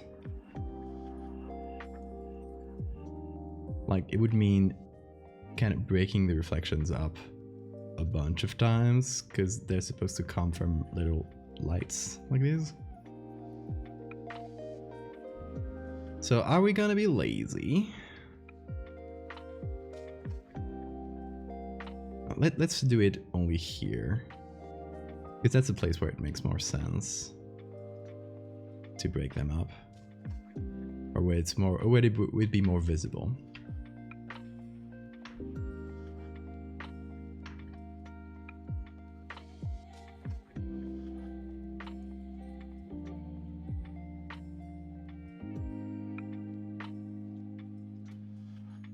But yeah, it's not the easiest thing in the world, to be honest.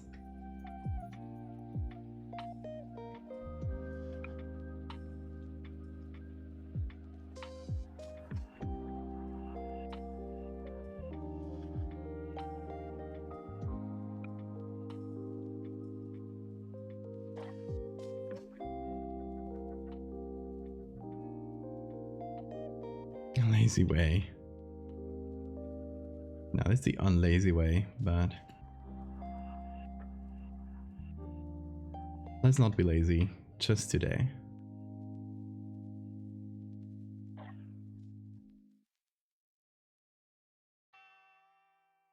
Same thing here.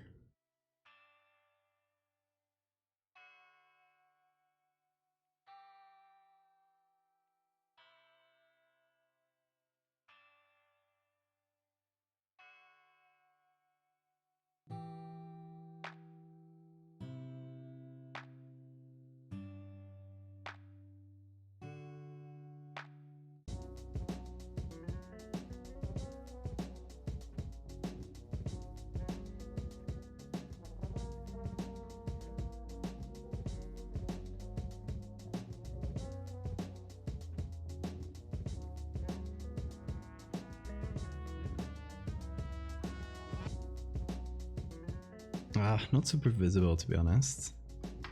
Yeah, let's break it up a little bit more.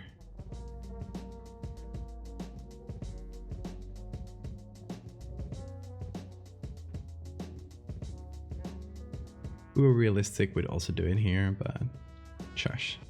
Shush, forget about that. Who has time for that?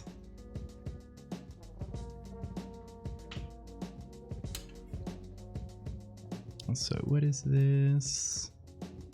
Okay, so here we have the other part of this, like it's a picture from the same pipe here you can see here. So a picture taken very close, which could be used to kind of tell a story between the two.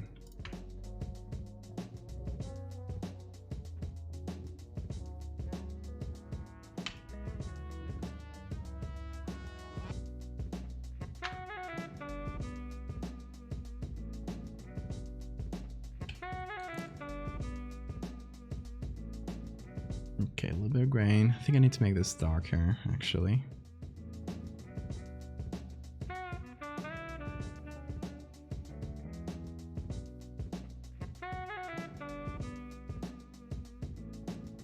I don't know what kind of temperature this image should have. If it should be kind of yellowish or bluish. Maybe we can vary the temperature to show the mood a little bit. But now let's leave it kind of neutral.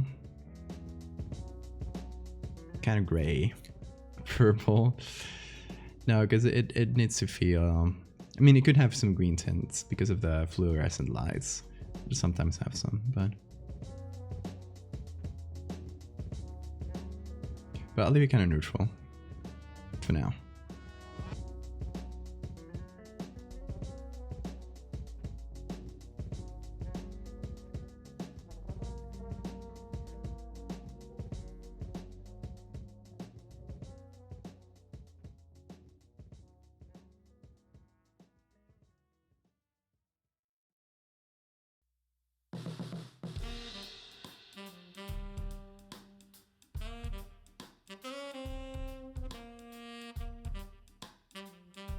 I kind of like the high contrast look. I just feel like it's a very dark place and there's only some lights, but they don't give off quite enough light.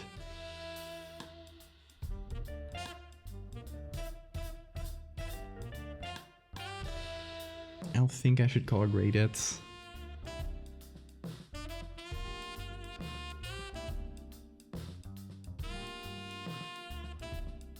They mostly just darkened it.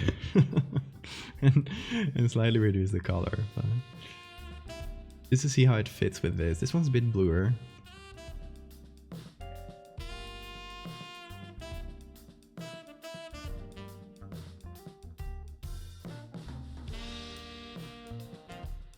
Seductive music.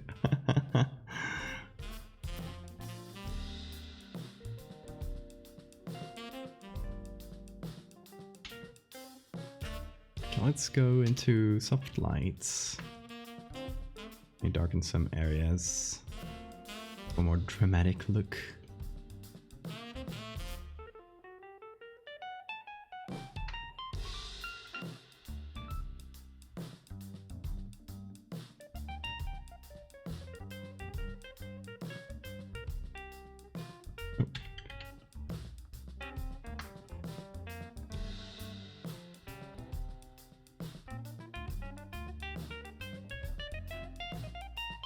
This here should definitely be darkened.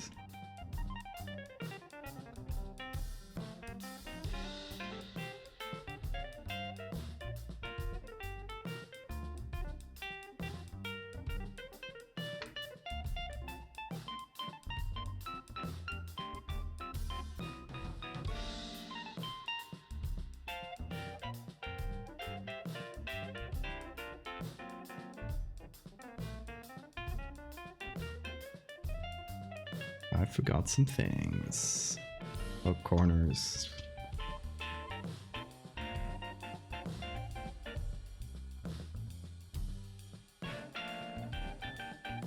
Did you listen to... Oh, is the full album already out? I missed that. I just listened to the singles. A couple singles that came out before. but I will give it a listen. Is it good? What do you think?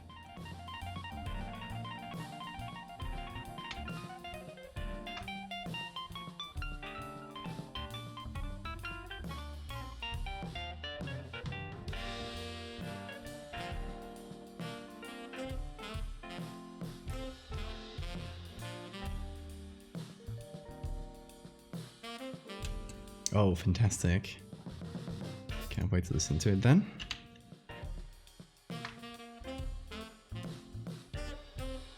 Okay, let's see the difference. Oh, sorry. This now, this before. So I darkened a few things there. Fix up some of the more glaring errors.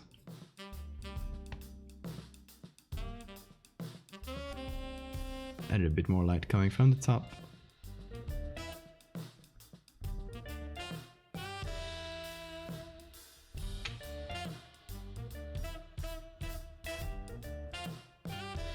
Yes, we are making horror art in Photoshop.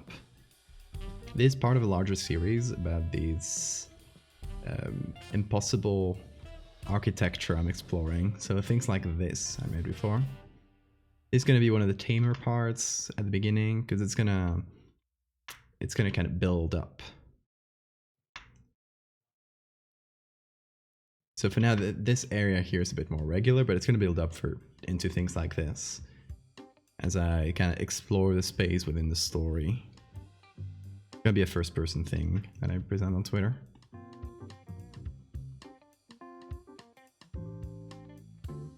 So if you see this on Twitter, just pretend it's real.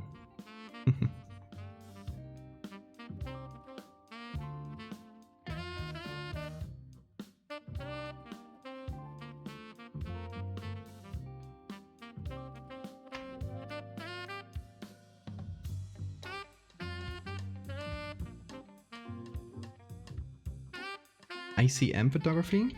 It doesn't ring a bell. What is it?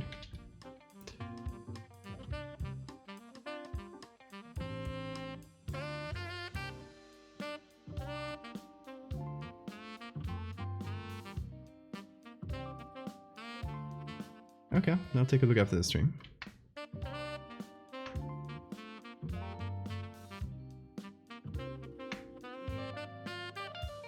Indention camera movement.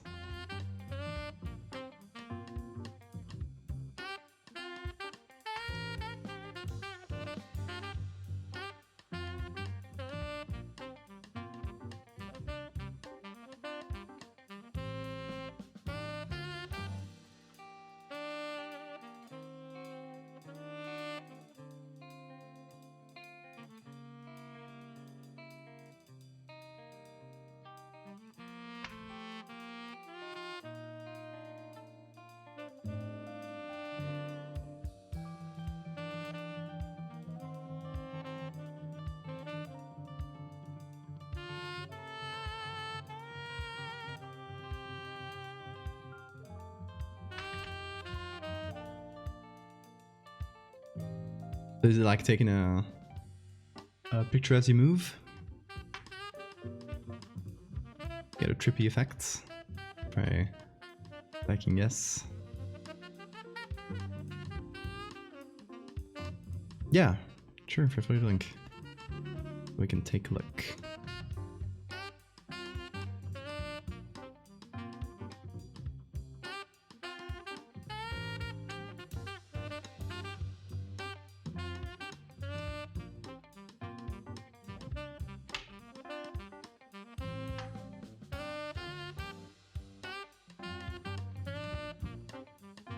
Okay, I think the lighting makes a bit more sense.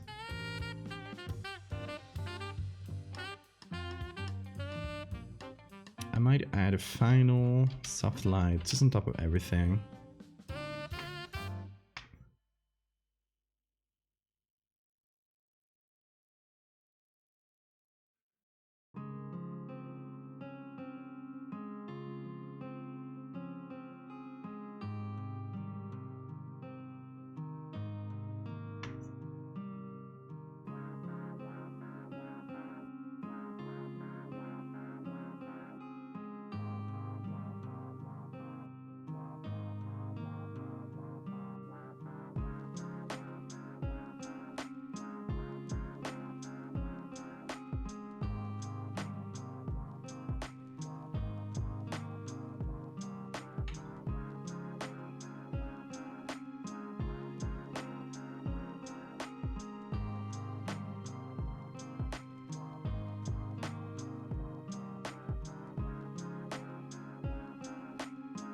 Okay, this one from more towards the beginning, so I think it'll do like this. We don't have to add anything too weird to it, I believe. We also have this. Oh, not that. This one. Which hopefully we can make it look like this one as well. I don't think we need to add much to this one. Because we don't have to change the ceiling or everything, it's pointing towards the ground.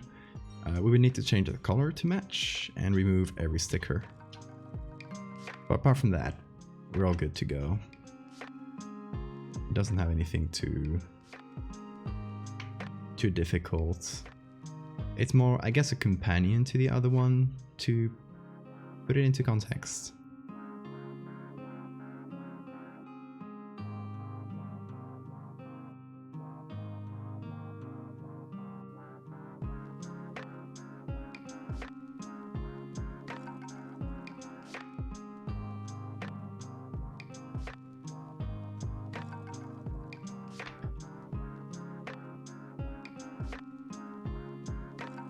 Nice. I think that works. Any other sticker? Spray paint, a little bit of spray paint here. Like, I'm trying to remove any signs of human use or occupation to make it more into this senseless space that was built by someone, probably not with humans in mind.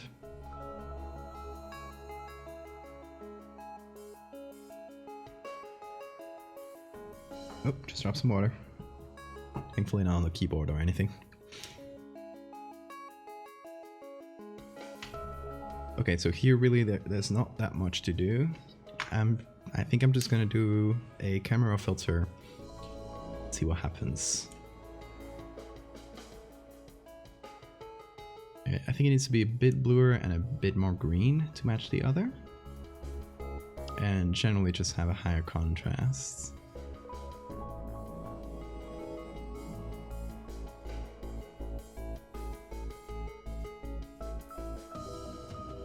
Not that much more, a little bit of grain like the other one, just to match the level of grain. I don't know if it was like that, but it was approximately. Light vignette. Let's go to the color mixer and actually desaturate the yellows, because this specific cable popped out quite a bit. We can leave it in, but just slightly desaturate it. And let's see, will that work with picture 2? And this would be here, group, picture 1. I think that might be too blue.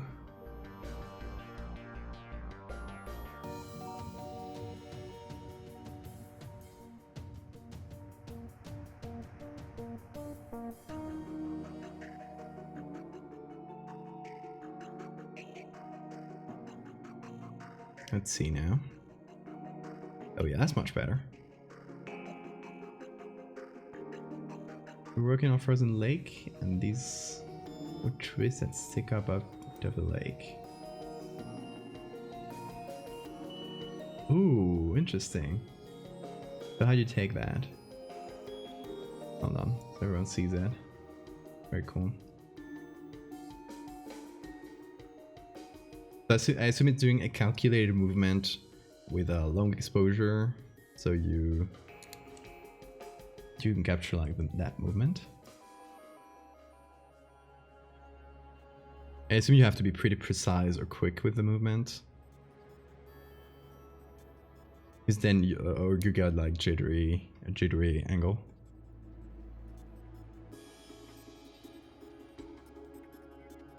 Okay, so though I named them 1 and 2, I guess this would be the first one and this would be the second one, because this one is here and the other one is there, so it's like we're advancing through this space. Also, you know what I like? This picture is taken from the ground. But if we assume it's taken, instead of ground level, from regular eye height, it would make this room huge.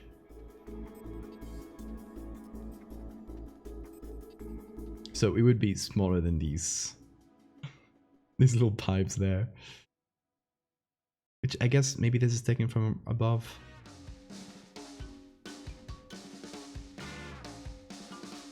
Now we can leave that kind of unclear.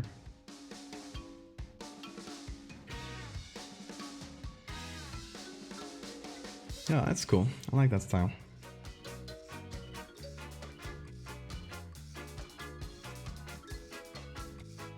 Okay, so let me save the document in full.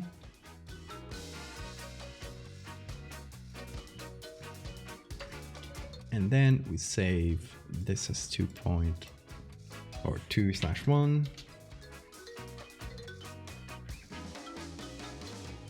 And this will be 2/2. I guess I'll name the groups correctly as well, because I'll get confused. Okay. So we already have 3 pictures for the ziggurat project. For the name pending ziggurat project.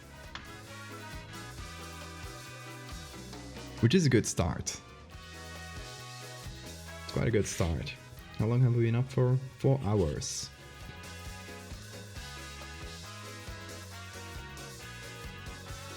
But yeah, what do you guys think of the project so far? I'm quite excited to actually like put it out.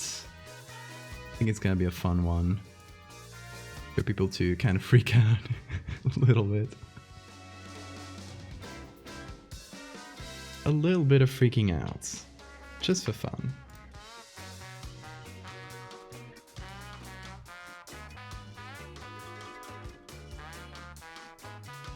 This quick thing here.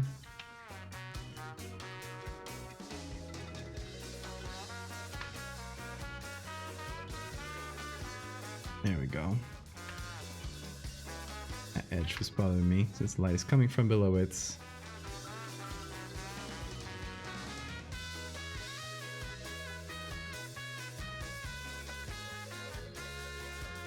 There we go.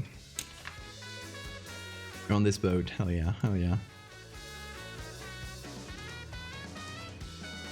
It's a weird one. It's a weird one, but it's gonna be a fun one, I think. But yeah, I think that'll do it for this stream. We got quite a good like bank of images. I'm actually going to move it over to the desktop, I think. Because that way I don't have to go to my downloads every time to find it. That's 48 pictures that we've built up. Which is quite nice for now. We'll probably expand it.